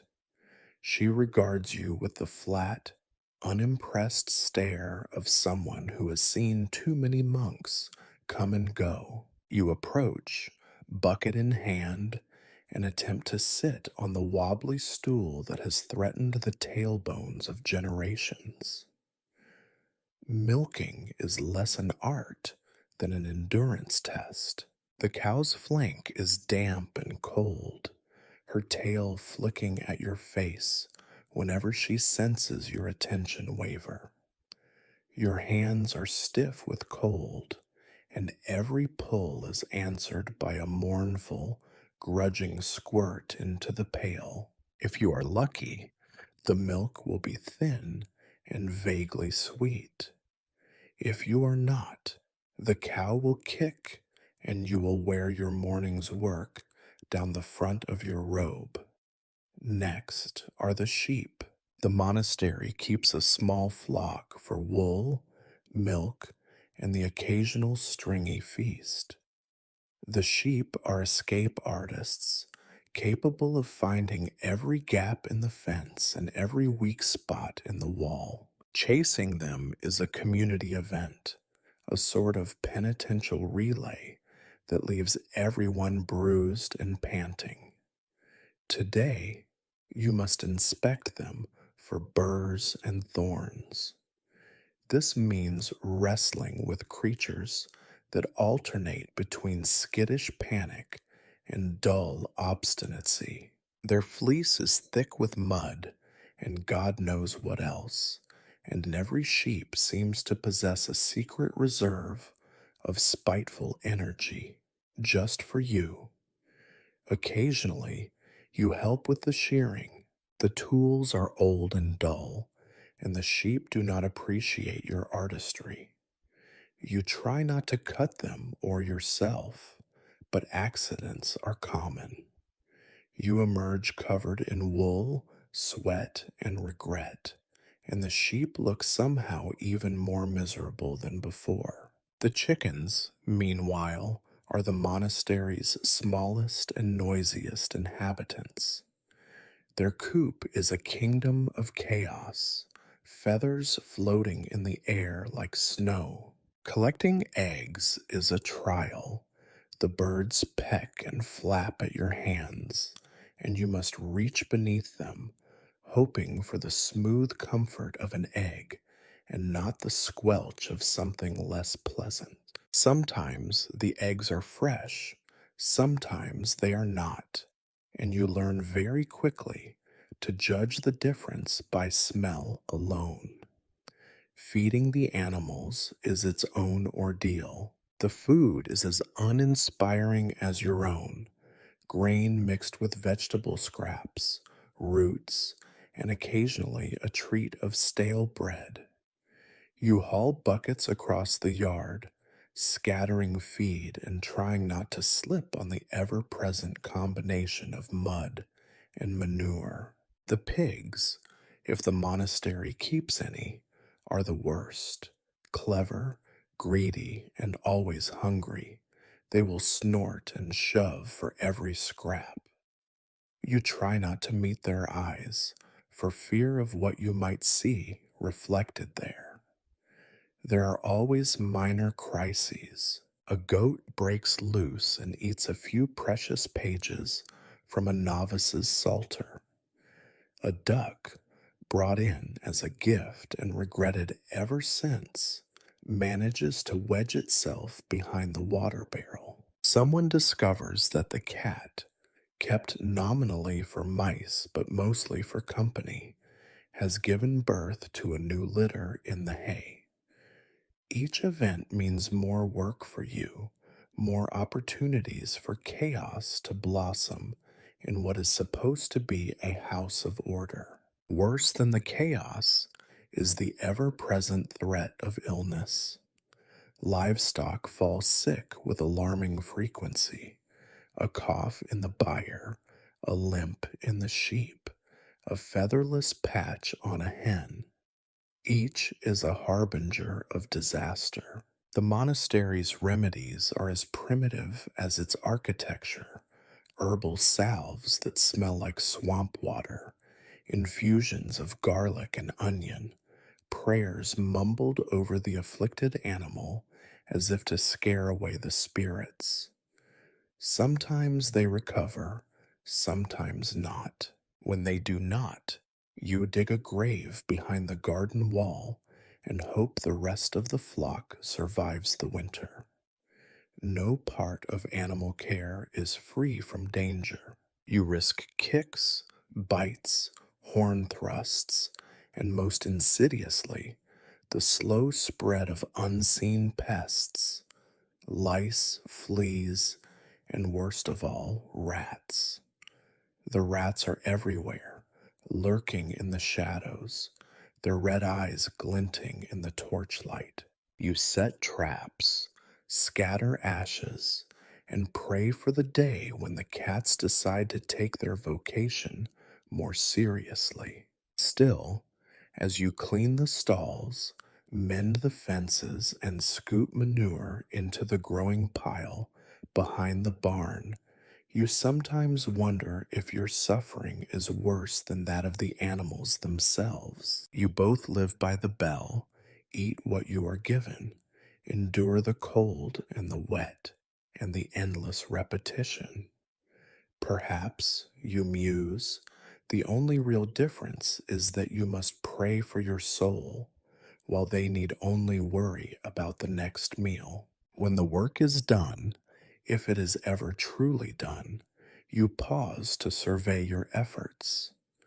The animals are fed, watered, and for the moment contained. You wipe your hands on your robe, now splattered with evidence of your labors, and take a moment to stretch your aching back. You do not expect gratitude from the animals, nor from your fellow monks. Here in the monastery, Toil is its own reward, along with blisters, bruises, and the faint hope that tomorrow's chores will be less grim than today's. You know they will not be. You leave the barn behind as the bell calls you back to the cloister, another task checked off the endless ledger of your day. The air is thick with the mingled scents of earth, sweat, and livestock, a reminder that even in a house of prayer, life is ruled by hunger, filth, and the stubborn will to persist. Solitude, true solitude, is one of the most seductive lies the monastery whispers to its inmates. You arrive as a novice, heart full of dreams about quiet contemplation, hours spent alone in holy reflection, perhaps even a chance to hear the gentle voice of God amid the silence. It takes very little time to realize that, in practice, the medieval monastery is a crowded, noisy, inescapable machine for communal living. You are alone only in the ways that matter least. Still, you try. You try every day in the slender minutes snatched between duties, prayers, and chores to carve out a scrap of time for yourself. Today, by some minor miracle, perhaps one of the lesser saints is in a generous mood. You find a few minutes after tending the livestock, when no one is shouting your name, assigning you to haul slop or scrub floors, or demanding your presence in yet another round of prayer. It feels almost illicit, this gap in the schedule. You seek refuge in your cell, if it can be called that. The room is scarcely wider than your outstretched arms, lit only by a feeble shaft of afternoon light struggling through a narrow window slit. The air smells faintly of old straw, mildew, and centuries of recited regrets. You sit on your pallet, trying not to think about the possibility that a family of mice is nesting somewhere beneath. You close your eyes and attempt to gather your thoughts, as the saints surely did before you. For a fleeting moment, it is quiet. You hear only your own breathing and the distant squawk of a chicken protesting its fate. You begin to contemplate the nature of suffering, the meaning of devotion, the futility of chasing spiritual clarity in a world so resolutely unclear. You try to focus on your prayers, on the ancient Latin phrases that were supposed to bring comfort and enlightenment, but more often bring sleep. But true solitude is a fantasy, forever out of reach. The monastery, like the world itself, abhors a vacuum. Just as your mind begins to drift into something resembling meditation, the building itself reminds you that you are never truly alone.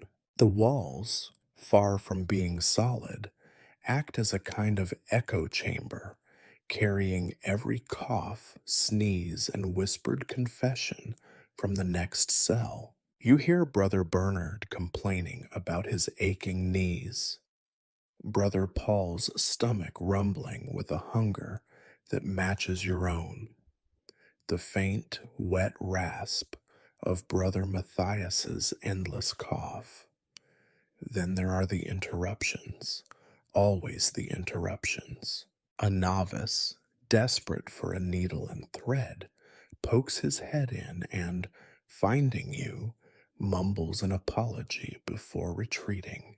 The cook, needing another set of hands to peel turnips, bellows your name from the hallway, his voice bouncing off the stones like a curse. Even the abbot, who seems to appear everywhere at once, might shuffle by and peer in through your door, searching for signs of idleness, which is the root of every evil.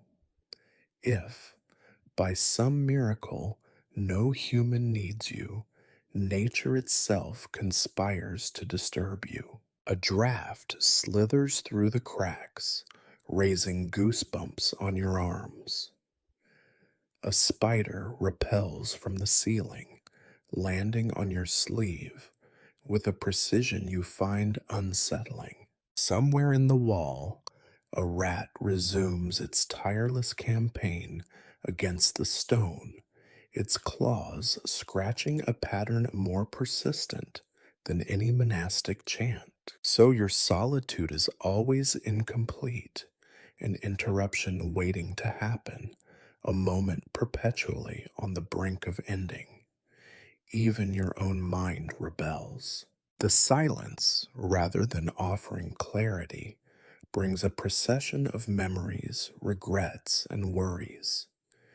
Did you finish the morning's assigned passage in the scriptorium? Will the livestock survive the next storm? Is Brother Hugo's rash contagious? Did you truly confess every sin? Or did you forget that time you envied the cook's slightly larger potato? You try to pray, but the words stumble and falter, dissolving into a jumble of complaints and longing. You imagine the saints, those ancient heroes of solitude, sitting on their cold stones and staring at the same gray walls.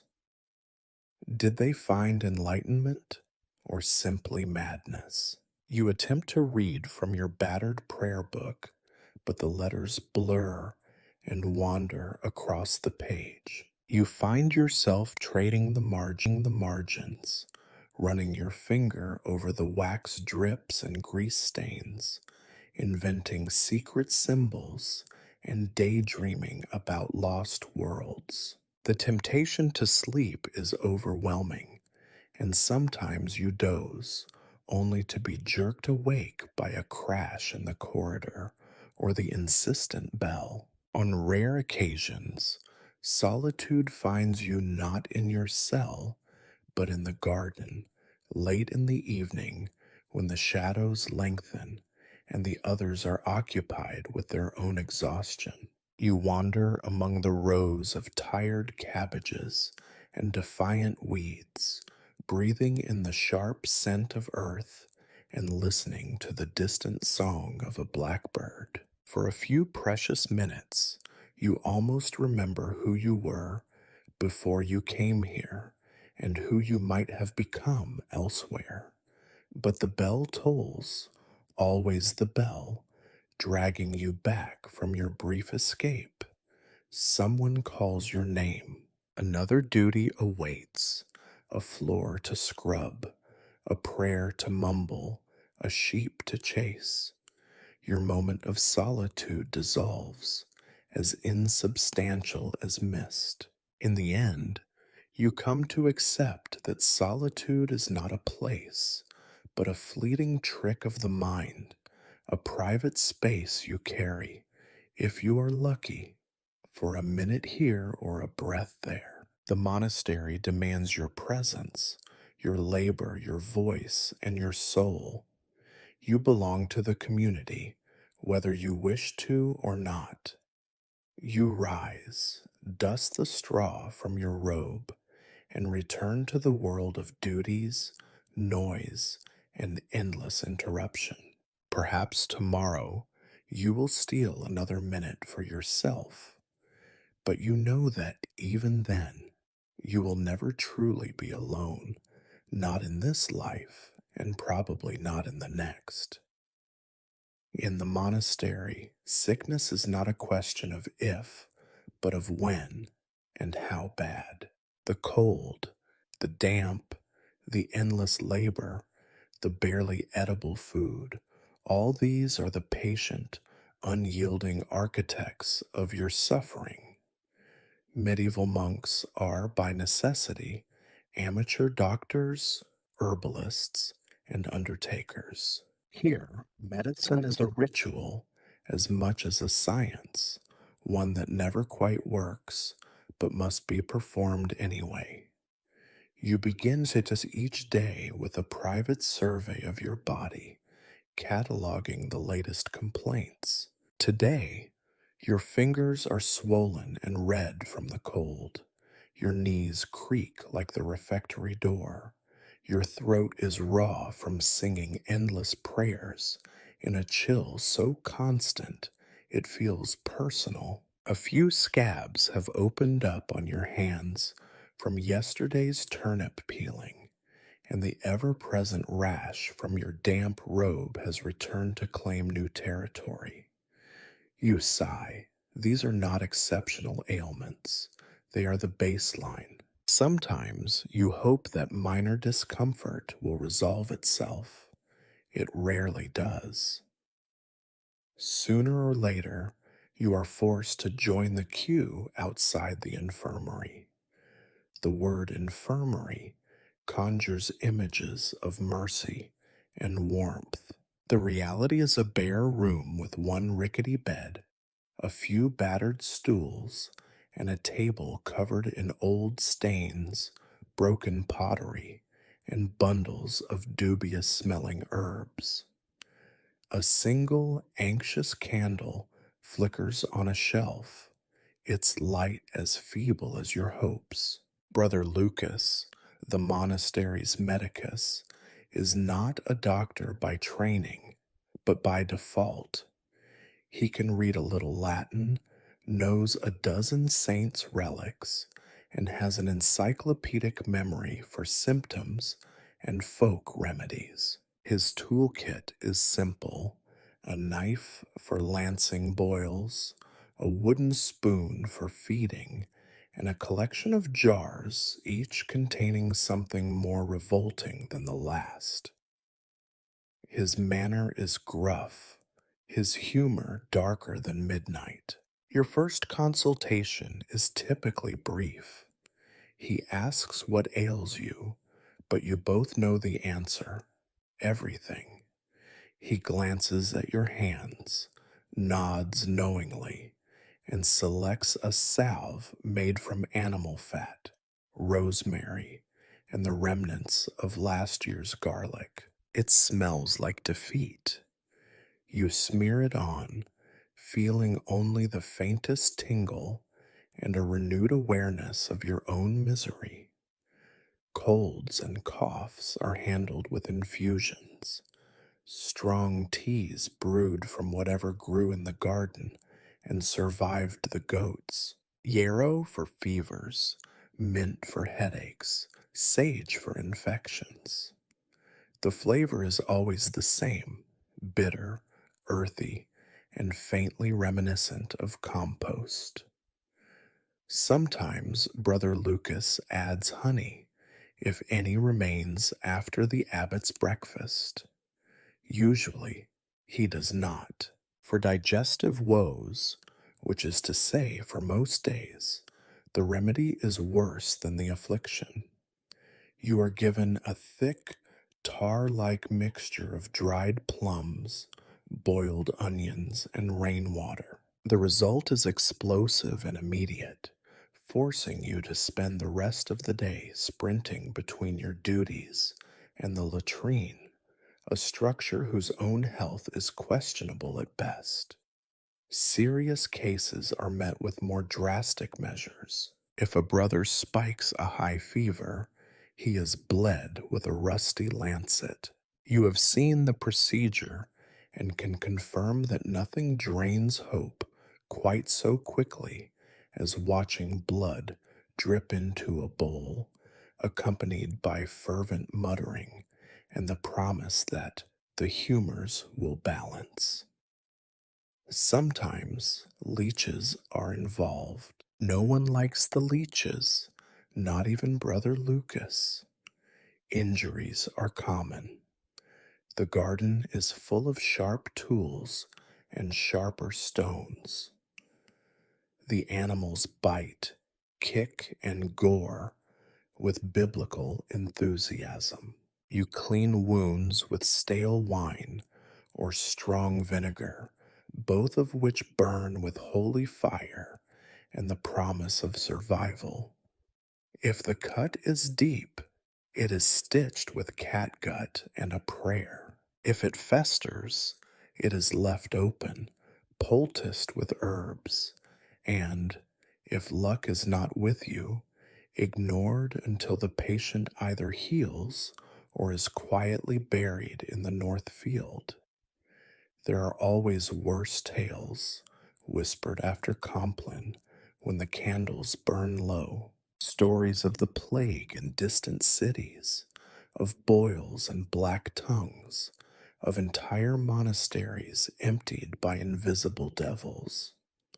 You do not dwell on these stories. There is little comfort to be found, and less help. When the coughing grows too loud, or the rash too bright, Brother Lucas sometimes prescribes a period of isolation. The sick room is the same as your cell, but now you are told not to leave it. Food is left at your door, prayers offered at a safe distance, and your fate entrusted to God and garlic. The abbot, of course, is above illness, or so he claims. When he succumbs to a headache or a fever, the entire monastery is mobilized, better herbs are found, the honey jar is emptied, and the singing at prayers grows noticeably softer. The abbot always recovers, miraculously, some say, though a few sharp eyed brothers note that his complaints are suspiciously well timed, coinciding with extra wine or the delivery of new straw for his bedding. When a brother dies, it is marked not with sorrow, but with relief. One less mouth to feed, one more soul in the next world. The body is washed, shrouded, and buried quickly. Prayers are said, and the cycle resumes uninterrupted. Suffering is routine, death expected, and medicine only slightly better than chance. Still, you endure. You take your herbs, your bitter tea, your leeches, and salves. You keep a wary eye on your own hands, watch the coffers with suspicion, and pray that today is not the day you require Brother Lucas's full attention. It never feels like healing, but in the monastery, survival is a victory, one bland, bitter, uncomfortable day at a time. Every brother in the monastery knows that sooner or later he will be summoned to confession. It is as inevitable as hunger, as regular as the tolling of the bell. If prayer is meant to polish the soul, then confession is meant to scour it raw, stripping away sins both real and imagined. In theory, it is a moment of relief, a spiritual bath after a day spent wading through the muck of earthly temptations. In reality, it is an exercise in anxiety, awkwardness, and the never ending suspicion that no matter how many sins you confess, you have somehow forgotten the worst ones. You are called to confession after Vespers, when the shadows are long and the stones of the cloister seem to lean inward, as if hoping to overhear. The abbot sits in a cold corner of the chapel, wrapped in his heavier cloak, his eyes half closed, and his lips already pursed in judgment. You kneel on the worn mat, the cold seeping up through your bones, and wait for him to signal you forward. Speak, brother, he intones, and you begin the ritual litany of your failings. You recite the obvious, impatience with the novices, envy of the abbot's softer bread, secret longing for a warmer blanket or a thicker stew. These are the standard issue sins, the ones every monk confesses and every abbot expects. The abbot listens with an expression of studied indifference, as though mentally tallying your transgressions against the monastery's ever growing ledger. Then come the smaller, more personal sins, if you are brave enough to admit them. Perhaps you let your mind wander during prayers and found yourself dreaming of your old life outside these walls. The distant jangle of a marketplace, the softness of your mother's hand, the bright taste of fresh fruit. Perhaps you snapped at a brother over a bucket, or hoarded a crust of bread for a midnight snack. Perhaps you doubted, even for a moment, that suffering is the surest path to salvation. Confession is not only about what you say, it is about what you do not. You are always aware that the abbot is listening for subtext. Did you mention every idle word, every stray thought, every flicker of irritation that crossed your mind when you were meant to be at peace?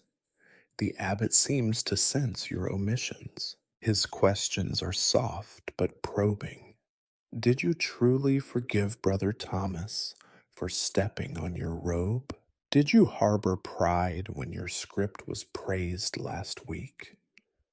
You answer as honestly as you dare, but you always leave the encounter with a nagging sense that your soul is still stained in places you cannot reach.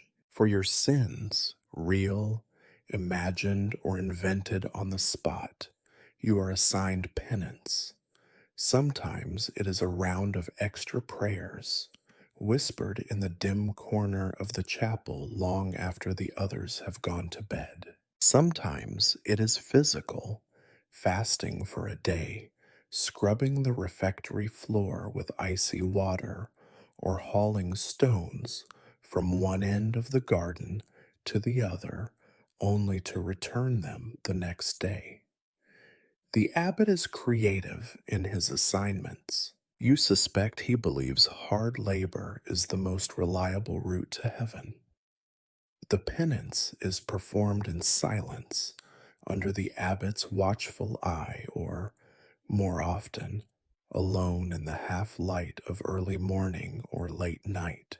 As you pray or scrub or shiver in the cold, you are meant to reflect on your misdeeds, to experience a holy sorrow that will erase the spiritual grime from your soul. In practice, you mostly reflect on your own exhaustion, on the ache in your knees, and the persistent hunger gnawing at your belly. You repeat your assigned prayers until the words lose meaning, dissolving into a low chant that is equal parts penance and lullaby. Some brothers treat confession as a game, inventing minor sins to avoid suspicion or repeating old favorites in the hope that routine will shield them from harsher scrutiny. Others, usually the older, more pious monks, pour out their hearts in trembling whispers, convinced that every misplaced thought will be weighed against them on Judgment Day. You fall somewhere in between, offering enough to satisfy the abbot, but never enough to expose the deepest corners of your heart. At times, confession becomes a strange sort of competition. Who can appear the most contrite? Who has fasted the longest? Who has embraced the harshest penance without complaint? The abbot sometimes praises such displays, holding them up as examples for the rest. You suspect, though, that even he knows this is theater, a ritual meant to preserve order in a world always threatening to unravel. When your penance is done, there is no celebration, no absolution with trumpets and fanfare.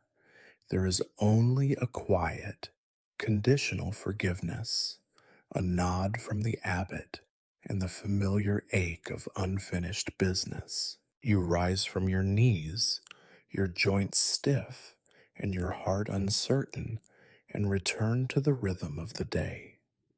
For a moment, you feel lighter, as though some small weight has been lifted. But you know the feeling will not last. Tomorrow will bring new sins, new confessions, and new rounds of penance. In the monastery, confession is both a ritual and a reminder. No matter how hard you strive, you will never be entirely clean. But you will keep trying because that is what you have been taught to do, and because the alternative, silence, neglect, forgetting yourself entirely, is far more frightening than any punishment the abbot could devise. So you say your prayers, perform your penance, and prepare your soul for the next inevitable reckoning, wondering, as you always do, if anyone, including God, is truly listening. The day, like the soul, is never clean, never done, never free from yet another round of ritual. The sun has sunk behind the hills, dragging with it the last thin scraps of light, and the monastery is thrown into shadows, broken only by wavering candle stubs and the blue gloom leaking through narrow windows. Evening falls heavy. You are weary, your back bent from labor, your belly hollow, your mind stuck somewhere between prayer and sleep. But there is no rest yet, not until you have survived the long ordeal of the evening service. You gather with your brothers in the chapel. It is colder now than at dawn, the stone holding every drop of the day's chill. The air inside is thick, the remnants of incense, the exhalations of 100 tired lungs, the stale breath of ancient wood and damp. Candles burn low, their light uncertain. Shadows flicker and shift across the faces of the monks, making saints and sinners out of you by turns. Evening prayers, vespers, begin with a bell that tolls from somewhere above your head, somewhere just out of reach, as if the angels themselves are ringing it with cold, indifferent fingers. The abbot stands at the lectern, swaddled in extra layers, his voice cracked by a day spent in command and complaint. He intones the first line, and you answer, your voice merging with the weary chorus, a sound that is neither music nor silence, neither faith nor rebellion, just the unyielding background hum of survival. You kneel, then stand, then kneel again. The wood bites into your knees, your joints creak in protest, your muscles throb with exhaustion. You are supposed to be reflecting on the mysteries of God, but your thoughts circle more immediate mysteries. How many more prayers until bed? Will the kitchen fire go out tonight? How did Brother Felix lose his sandal again? Did anyone ever clean the privy after the storm? The Psalms drift by in a blur of repetition. The same phrases, the same ancient cadences, the same relentless reminders that you are dust, and to dust you shall return. You mouth the Latin words by memory, barely conscious of their meaning. Sometimes you wonder if you are saying them in your sleep. Sometimes you hope you are. The abbot reads a passage from Scripture, his voice distant and echoing in the stone. You try to pay attention, but your eyelids droop, your head nods, and the lines of Holy Writ dissolve into fragments of old songs and forgotten chores. Around you, brothers sway like reeds in the wind, faces gray and drawn. Someone stifles a yawn. Someone else coughs, a hacking, deep sound that makes you flinch in sympathy. For a moment, the only thing you share is exhaustion. Now and then, a candle gutters, plunging part of the chapel into darkness. You watch the flame fight for survival, just as you are fighting to stay upright, to stay awake, to stay just barely present. There is an odd comfort in this mutual struggle, as if you and the light are companions in misery. The prayers are punctuated by silences that are supposed to invite meditation, but in truth are filled with the quiet soundtrack of the body's rebellion. Stomachs growl, joints pop, a head drops with a soft thud against folded arms. Your mind wanders to the world outside, the wind in the trees, the stars above the cloister, the lives of those who have never set foot inside these walls. You think of warmth and laughter and food with flavor. Then you scold yourself for such sinful longing and focus again on the droning liturgy. At last, the final prayer is said. The abbot gives his blessing, quick, perfunctory, as if he too is eager for the comfort of his bed. You cross yourself, rise with a groan, and join the slow procession out of the chapel. There is no sense of victory, no rush of spiritual fulfillment, just the dull satisfaction of another task completed, another day survived. Outside, the corridors are dark, lit by a handful of guttering lamps. The floor is cold against your bare feet.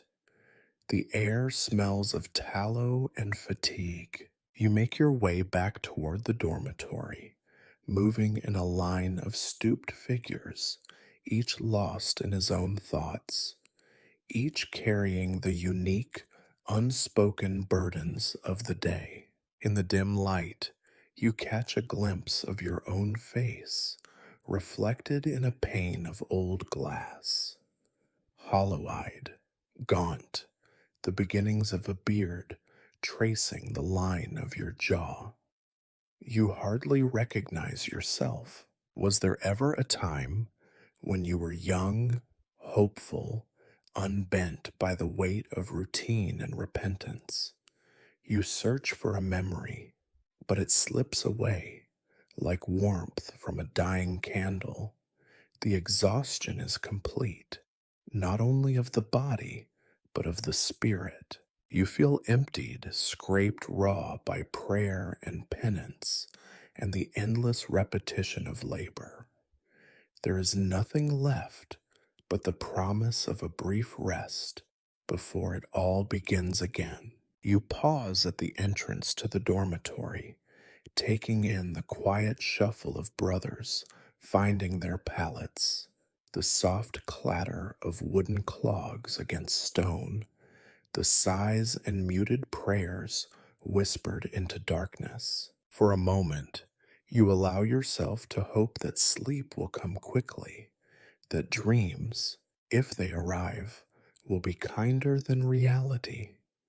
But even as you lie down, wrapping yourself in your thin blanket, you know there will be no true rest. The bell will ring again before you are ready, and the cycle will resume.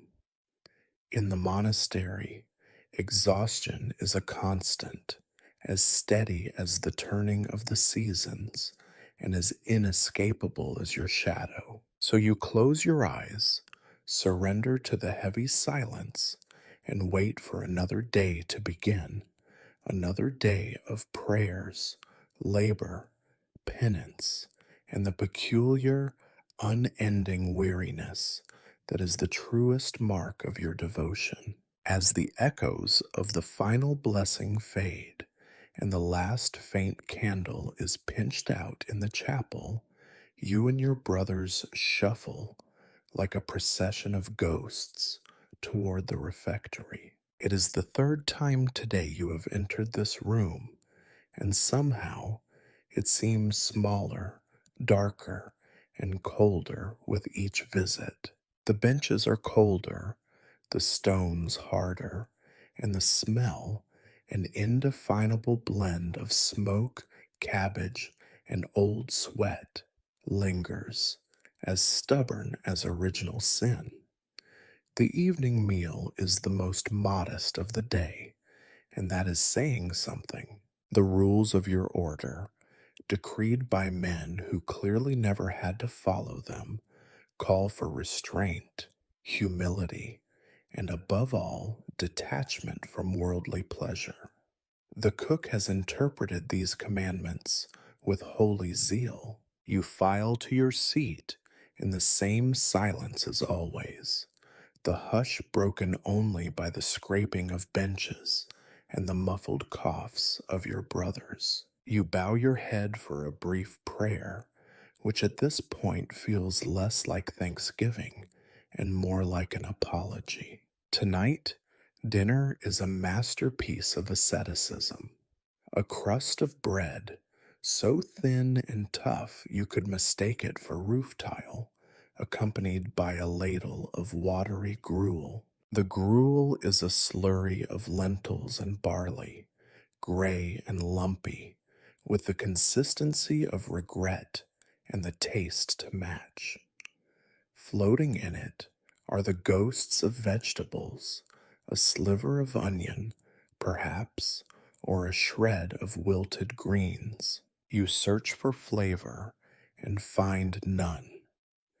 The closest you come is the mild burn of pepper, which someone smuggled in last Lent and is now meted out like a relic. The bread resists your first attempts to break it, and you consider for a moment that perhaps you should soak it in the gruel, as the older brothers do. You have learned from experience that this only turns the bread into a glutinous, sullen lump.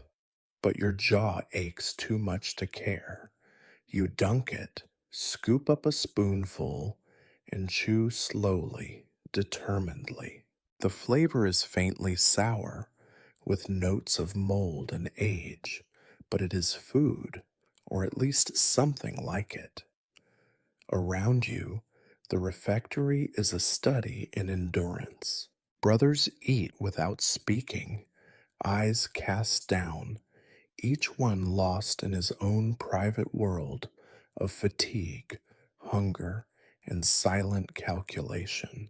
You recognize the familiar rituals, the slow sifting of gruel for the rare bit of vegetable, the measured sipping of water so as not to finish too soon, the resigned acceptance of what must pass for nourishment. Now and then a brother winces as a tooth protests, or someone quietly gives up on his bread altogether and tucks it into his sleeve for a midnight snack. The water, if you can call it that, is drawn from the well, flavored with the subtle tang of iron and the less subtle bite of whatever has been living in the bucket since last cleaning.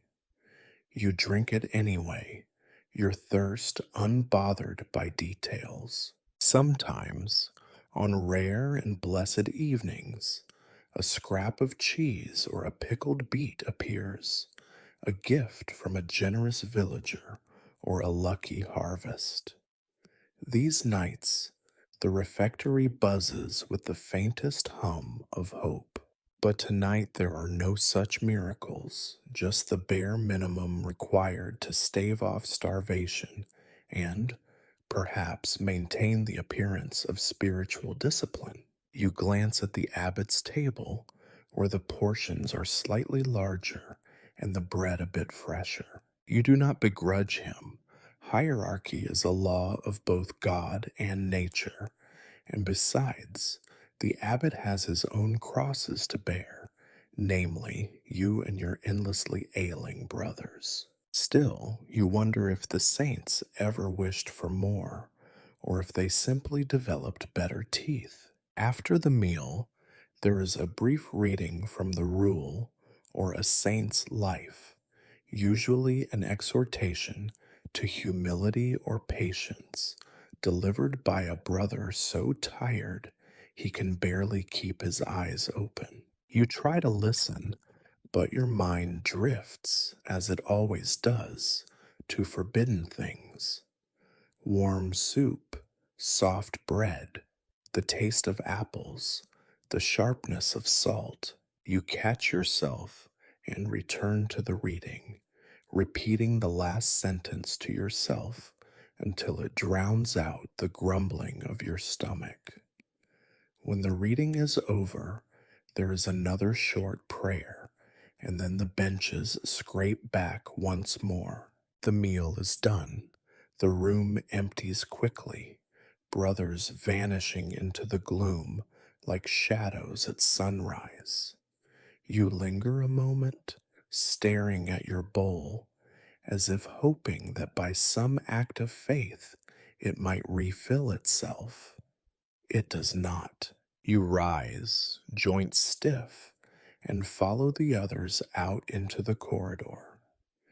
There is no comfort, no conviviality, only the slow, shuffling parade of the exhausted and the hungry, each brother retreating into his own silence. The lamps flicker on the walls, throwing long, gaunt shadows that seem to mock your efforts at piety and endurance. In your cell, you sit on the edge of your pallet, turning the last scrap of bread in your hand, debating whether to save it for morning or risk the mice taking it during the night. The chill settles in, and you pull your robe tighter around you, listening to the distant sounds of others preparing for bed, a cough, a muttered prayer, the soft thud of a foot against stone. You reflect not for the first time that hunger is not just a physical ache, but a kind of spiritual companion. It sharpens the mind, dulls the body, and binds you to your brothers in a community of longing. You pray, because what else can you do, that tomorrow's meal will be less bleak, though you know that hope, like bread, is a luxury best kept for feast days. And so, as night deepens and the cold presses in, you surrender to routine once more, hunger a quiet ache in your belly, prayer a whisper in your head, and the endless round of monastic life marching on, steady as the bell and as unforgiving as the stone beneath your feet. The day should be winding to a close, but rest eludes you. The hour after supper is a liminal time, a space between prayer and sleep, where the monastery's surface calm is disrupted by whispers, shivers, and the unquiet murmurs of 100 anxious minds. The rules say you must keep silence, that after Compline your tongue should be still and your thoughts turned only to God. But rules, like stone walls, only keep out so much. This is the hour when rumors slither through the corridors and fears settle in like a second skin. Rumors in the monastery are as old and resilient as the walls themselves. They flourish in the gaps left by knowledge, filling the void with stories half heard, half invented, and wholly irresistible. You hear them everywhere, though never from the lips of anyone willing to claim them. They float up in the refectory, hiss between prayers, flicker in the eyes of novices, and settle in the dust at your feet. Tonight, the favorite rumor is about plague, a merchant's boy, seen limping through the village with a rash as black as sin, a shepherd's family dead in their cottage, discovered by a brother sent to beg for onions. Some swear the rats in the barn are bolder now, their eyes burning with demonic fire. You try to dismiss such stories as superstition, but in the stillness of your cell, every scratch, every cough, every chilly draft feels like an omen. Other rumors are smaller, pettier, no less corrosive for their banality. Someone claims Brother Paul is hoarding apples under his mattress. Someone else whispers that the abbot's headaches are caused by secret drink hidden in the library. There is talk of a novice who plans to run away at sunrise, or a cat who is really a witch's familiar, sent to spy on the brother's virtue. The truth hardly matters. The telling is what counts. A strange comfort that for a few moments you are all conspirators, bound together by stories against the greater threat of silence. But it is fear that rules the night, not rumor. The monastery is a place of endless shadows, of creaking beams and groaning stones, of noises that reason cannot quite explain. The wind, once merely cold, becomes the cry of lost souls. The tap of a branch against the window is a warning. The flutter of wings in the roof is not just pigeons, but the restless spirits of monks who never found peace. You are afraid, though you would never admit it, not even in confession. You fear sickness, which spreads unseen, striking down brothers with pitiless speed. You fear hunger, the persistent companion who gnaws at your belly and your hope. You fear the anger of the abbot, whose temper is as changeable as the weather. Above all, you fear damnation, that all your prayers, penance, and fasting might not be enough to tip the scales, that you might wake in the next life no closer to salvation than you are now. Sometimes the fears become communal. A shadow seen at the edge of the fields prompts talk of bandits. A sudden death brings whispers of poison, curses, or divine judgment. One winter, when the well froze and 3 brothers died of fever, the fear grew so thick it seemed to choke the air itself. Even now, the memory lingers, a lesson written not in ink, but in absence. There are fears you cannot speak, even to yourself. The fear that this life is pointless, that you are wasting your days in endless repetition, laboring for a grace that never comes. The fear that if you died tonight, nothing would change. Another novice would take your place at prayers. The bread would be just as stale, the abbot just as grumpy. You fear oblivion, and you fear the persistence of memory. You fear being forgotten, and you fear being remembered only for your failures.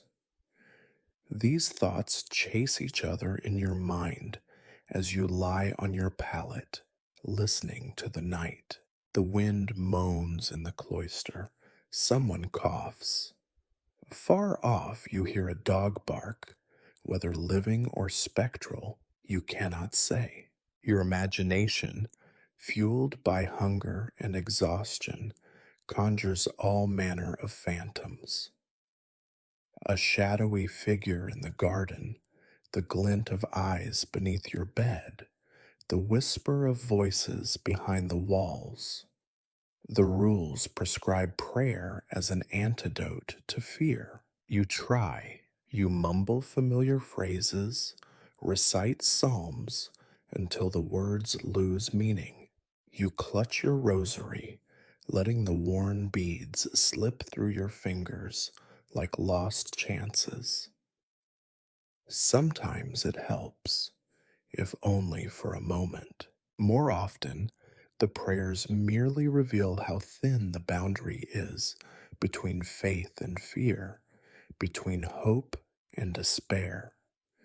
Eventually, sleep creeps in, heavier than the blankets you do not have. Dreams come, strange and jumbled, a river of rats, a door that will not open, the abbot's voice calling you from across a field of bones. You wake, heart pounding, unsure whether you have been delivered from a nightmare or merely entered another form of it. In the darkness, rumors and fears linger, undisturbed by reason or dawn. You close your eyes and wait for the bell, for another day, for another chance to endure. The monastery is a fortress, but its walls cannot keep out the shadows you carry inside. The final bell tolls, thin and distant in the damp night, calling you and your brothers to what passes for rest. Evening has settled heavily over the monastery, cloaking every stone and corridor in shadows that seem too thick, too eager to be natural. After the slow, shuffling walk from the refectory and the last prayers in the chapel, your limbs ache for even the hard comfort of your straw stuffed pallet. Preparation for sleep is not, as the pious would have you believe, a peaceful winding down. There are rituals, of course, but none are gentle. You return to your cell, the same cold, narrow space that has both protected and imprisoned you through countless dark nights. The air is sharp, with the smell of old straw, damp linen, and the faint, lingering memory of candle smoke. If you are lucky, the wind only whistles through the shutter instead of howling. The first task is to prepare your bedding, a misnomer since bedding consists of a thin blanket and a mattress that once, long ago, may have held more straw than dust. You shake it out, sending a small cloud of must and debris into the air, and inspect the corners for unwelcome visitors. Tonight you find a mouse startled into flight and a patch of new mold, which is less easily removed. You sigh and smooth the blanket, knowing you will wake with it twisted around your legs, no matter how carefully you arrange it now. Personal cleanliness, such as it is, comes next. You splash a handful of water from the communal jug over your face and hands, the liquid colder and harder than penance. You wash your feet, an act demanded by both custom and basic survival, rubbing at the grime and the beginnings of sores from another day of marching through mud and manure. You dry them on the edge of your robe, which has absorbed enough of the world already to be indifferent to a bit more dirt. In the darkness, you hear the sounds of others following the same routine. The creak of beds, the soft shuffles of bare feet, the occasional clink of a rosary, the suppressed coughs and groans of men too tired to suffer in silence. In the shared dormitory, These sounds form a symphony of exhaustion, punctuated now and then by a whispered prayer or a muttered complaint. In your cell, you can hear them through the thin walls, reminders that you are never truly alone, never granted the absolute silence promised in books and sermons. There is a little comfort to be found in your nightly rituals. Your robe, once thick, now barely covers you. You pull it tighter, tucking it around your shoulders in the vain hope of warmth. The blanket, threadbare and smelling faintly of mildew, is your only shield against the night's chill. If you are wise or simply experienced, you sleep with your feet toward the door in case of rats and keep your shoes within reach for those inevitable trips to the latrine. The monastery does not allow for soft beds, fluffy pillows, or the kind of sleep that brings real rest. What you receive is more of a truce, a few hours of uneasy unconsciousness, watched over by the saints in the paintings, their faces just visible in the candlelight, and the real saints whose bones lie somewhere in the stonework. You wonder if the dead sleep any better than you do. For a few, especially the older brothers, preparation for sleep is a matter of more urgent concern. Coughs are louder at night, chests rattle and wheeze, and the sharp scent of herbs fills the air as Brother Lucas makes his rounds with his endless collection of foul smelling poultices and prayers. Some brothers pray aloud, hoping to ward off nightmares or at least delay them until exhaustion finally wins.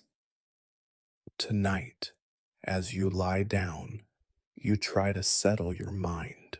The day's failures and disappointments parade themselves through your thoughts, refusing to be dismissed. Did you finish your tasks to the abbot's satisfaction? Did you confess all your sins? Or did you forget something? Some tiny, poisonous slip of the tongue or flicker of envy? Did you eat too much or not enough? Did you pray hard enough, kneel straight enough, believe deeply enough? The ledger of your conscience never quite balances. You recite your final prayers, words that have lost their edges from endless repetition. The Latin sounds are a lullaby and a penance both, a final plea for mercy in a world that offers so little of it. You clutch your rosary, fingers sliding over the familiar beads, and wait for your thoughts to slow. The monastery at night is a place of uneasy peace. Wind rattles the windows, animals shuffle in their stalls, the stones themselves seem to breathe, shadows crawl up the walls, and sometimes you see shapes that might be mice or might be the restless ghosts of old brothers, condemned to pace the cloister until someone finally remembers their name. Sleep, when it comes, is seldom gentle. You drift into it the way you enter cold water, hesitantly, bracing for the shock, never quite surrendering. Dreams come, vivid and strange, prayers that turn to shouting, fields that grow rocks instead of crops, the abbot's face looming larger and larger until it eclipses the sun. Sometimes you wake in the middle of the night, heart pounding, unsure if it was a nightmare or simply your own body protesting another day of labor and deprivation. Some nights, sleep refuses you altogether. You lie awake, listening to the breathing of your brothers, the soft drip of water somewhere in the dark, the distant barking of a dog.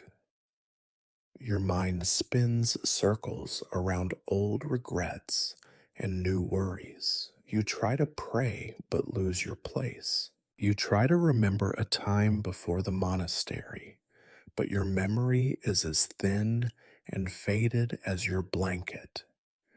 Eventually, morning comes, signaled by the first cruel clang of the bell.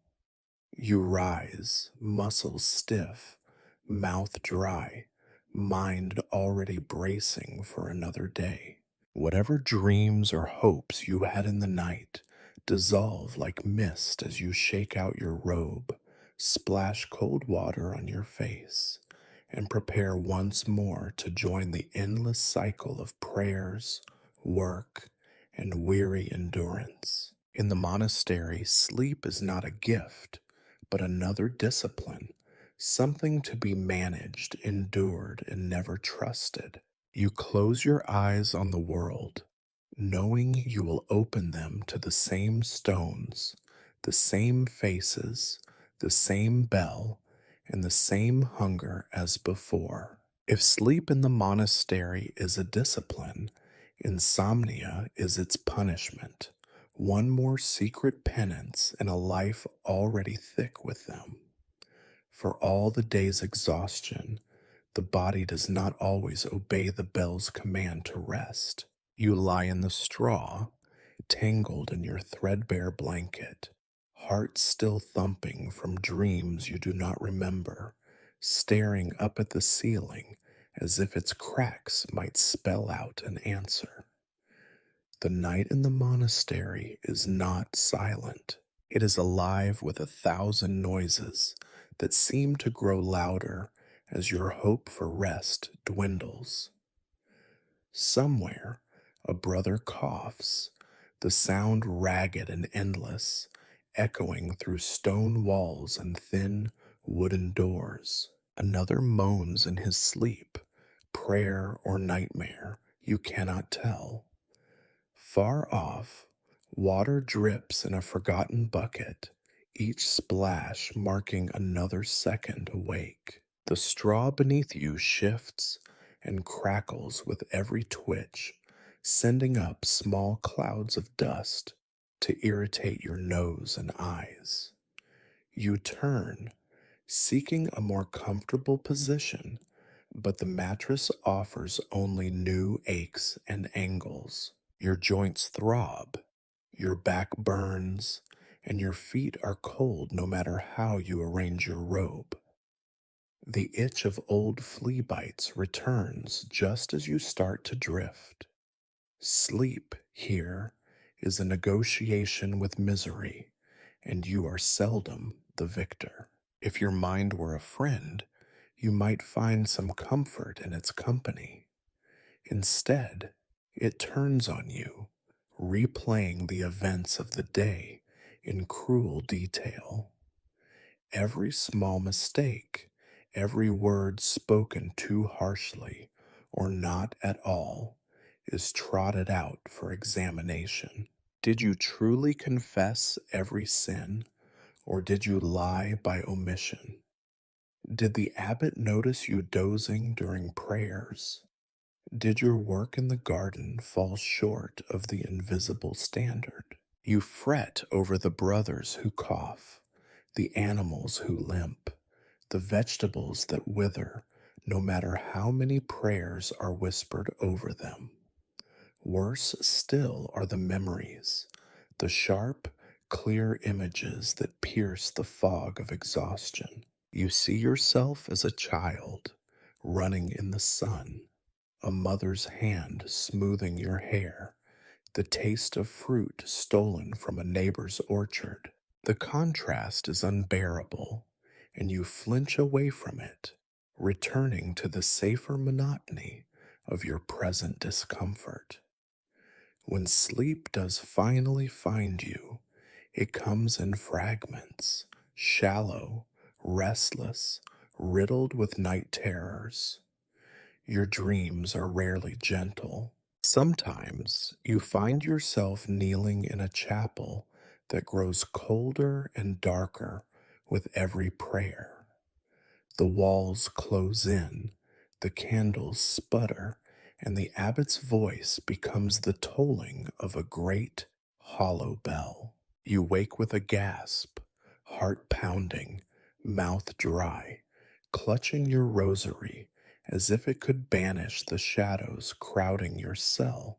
Other nights, you dream of the monastery itself, transformed, a labyrinth of corridors that never end, rooms that move of their own accord, doors that open onto empty voids. You wander, searching for a way out, only to find yourself back where you began, older, hungrier, more lost than before.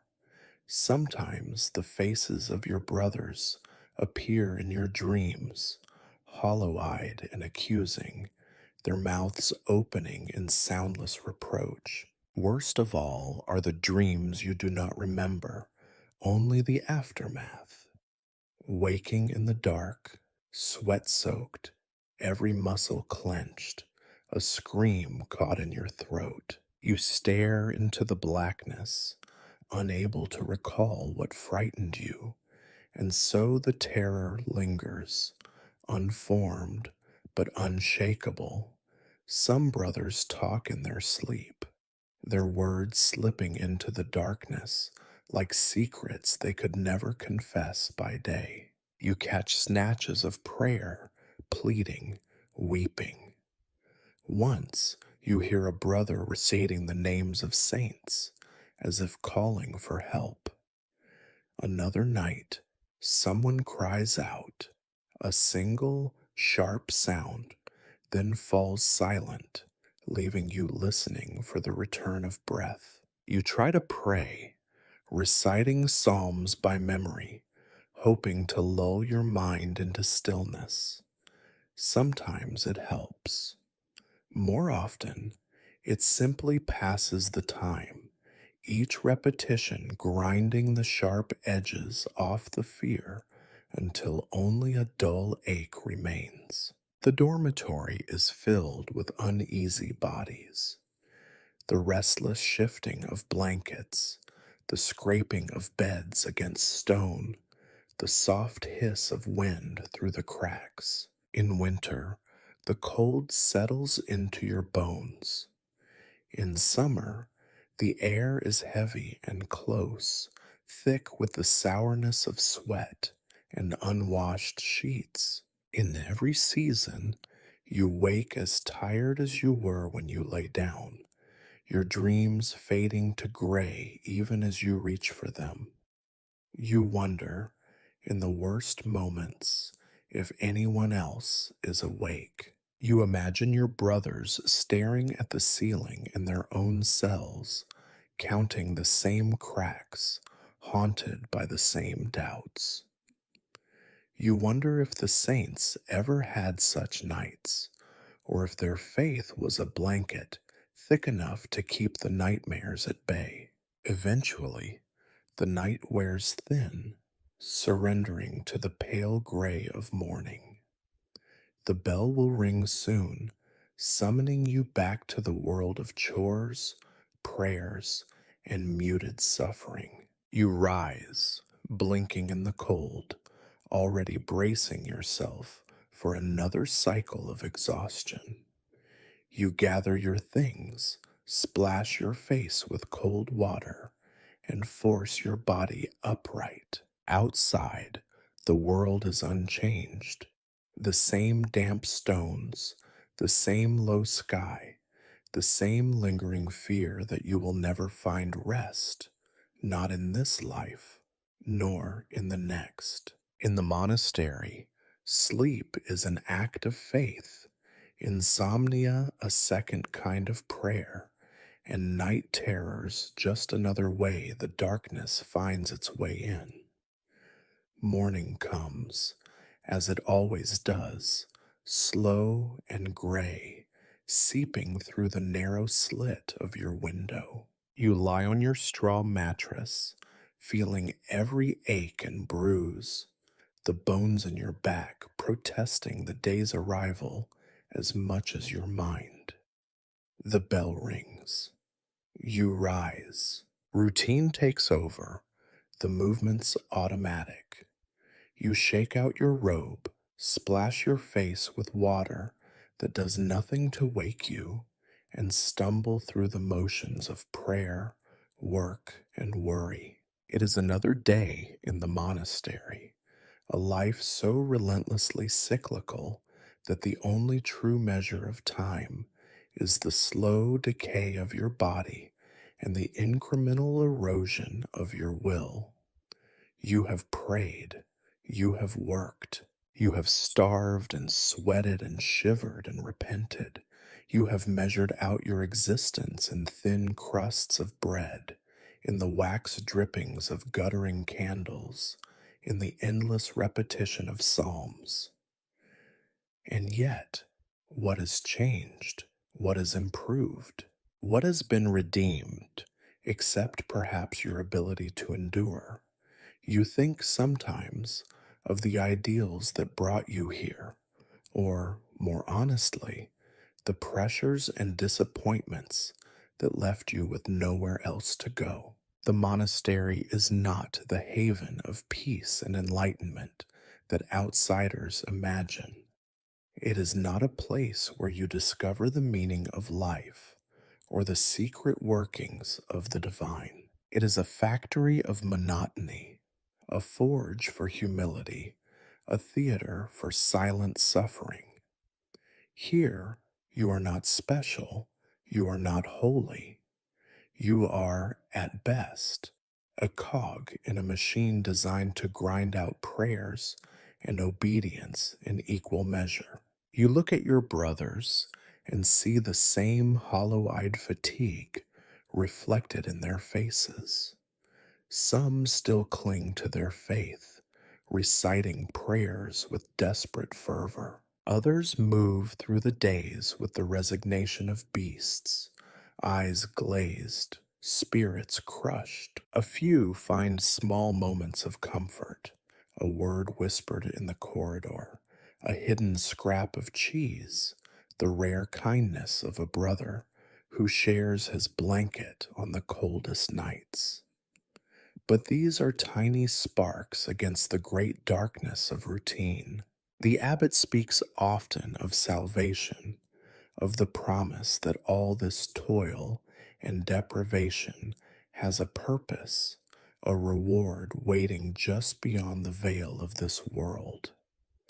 But you find it harder, year by year, to believe in such things. Salvation, if it comes, is measured not in visions or miracles, but in the mere fact of survival. Each day you rise, you eat, you work, you pray, and if you are lucky, you go to bed no more broken than you were when you woke. Perhaps this is enough. Perhaps this is all there ever was. You reflect, sometimes bitterly, on the saints whose stories you have copied and recited. Their lives, too, were full of hunger, cold, and loneliness, but always with a radiant purpose, an unshakable certainty that their suffering was holy. You do not have their certainty. Most days, your faith is a small, flickering thing, threatened by every disappointment, every unanswered prayer, every ache that never quite fades. Still, you keep it alive, if only out of habit, if only because the alternative, emptiness, is too much to bear. You try to find meaning in the small details, the pattern of light on a chapel wall, the warmth of the sun when it briefly breaks through the clouds, the rare laughter that escapes in the fields despite the mud and the blisters. These moments do not redeem the whole, but they stitch the days together, Make the suffering slightly less pointless, or at least more bearable. There are days when you wonder what your life would have been if you had never entered the monastery. Would you have been a farmer, a craftsman, a beggar, or a thief? Would you have known love or joy or freedom from this weight of obligation? The answers do not matter. The world outside these walls is as harsh and indifferent as the one inside. You have chosen or been chosen for this life, and there is no returning. So you endure, you keep the hours, you kneel, you labor, you confess, and you hope, sometimes genuinely, sometimes out of nothing more than inertia. Your existence is a tapestry of hunger, fear, discipline, and routine. If there is glory in it, you cannot see it. If there is redemption, it is hidden deep within the folds of habit. As the day grinds on, you catch sight of your reflection in a darkened window, a face gaunt and pale, eyes rimmed with doubt and fatigue. You do not recognize yourself, not really. The monastery has stripped away the surface, leaving only what cannot be worn down.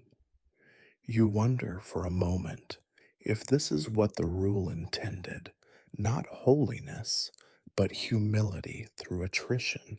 Night will come again with its rumors and terrors, its cold and its sleeplessness. You will lie down, pray for mercy, and rise again at the bell's first clang to begin the cycle anew. You do not know if you will be saved or even remembered. You only know that you will persist day after day because that is what monks do. In the end, the monastery does not promise happiness or peace or even answers. It promises only endurance, a steady heartbeat in a world that never stops demanding. You too will endure because you must, because you have nothing else. Welcome to your life, a monk in the endless, grinding heart of the Middle Ages. Sleep well, if you can.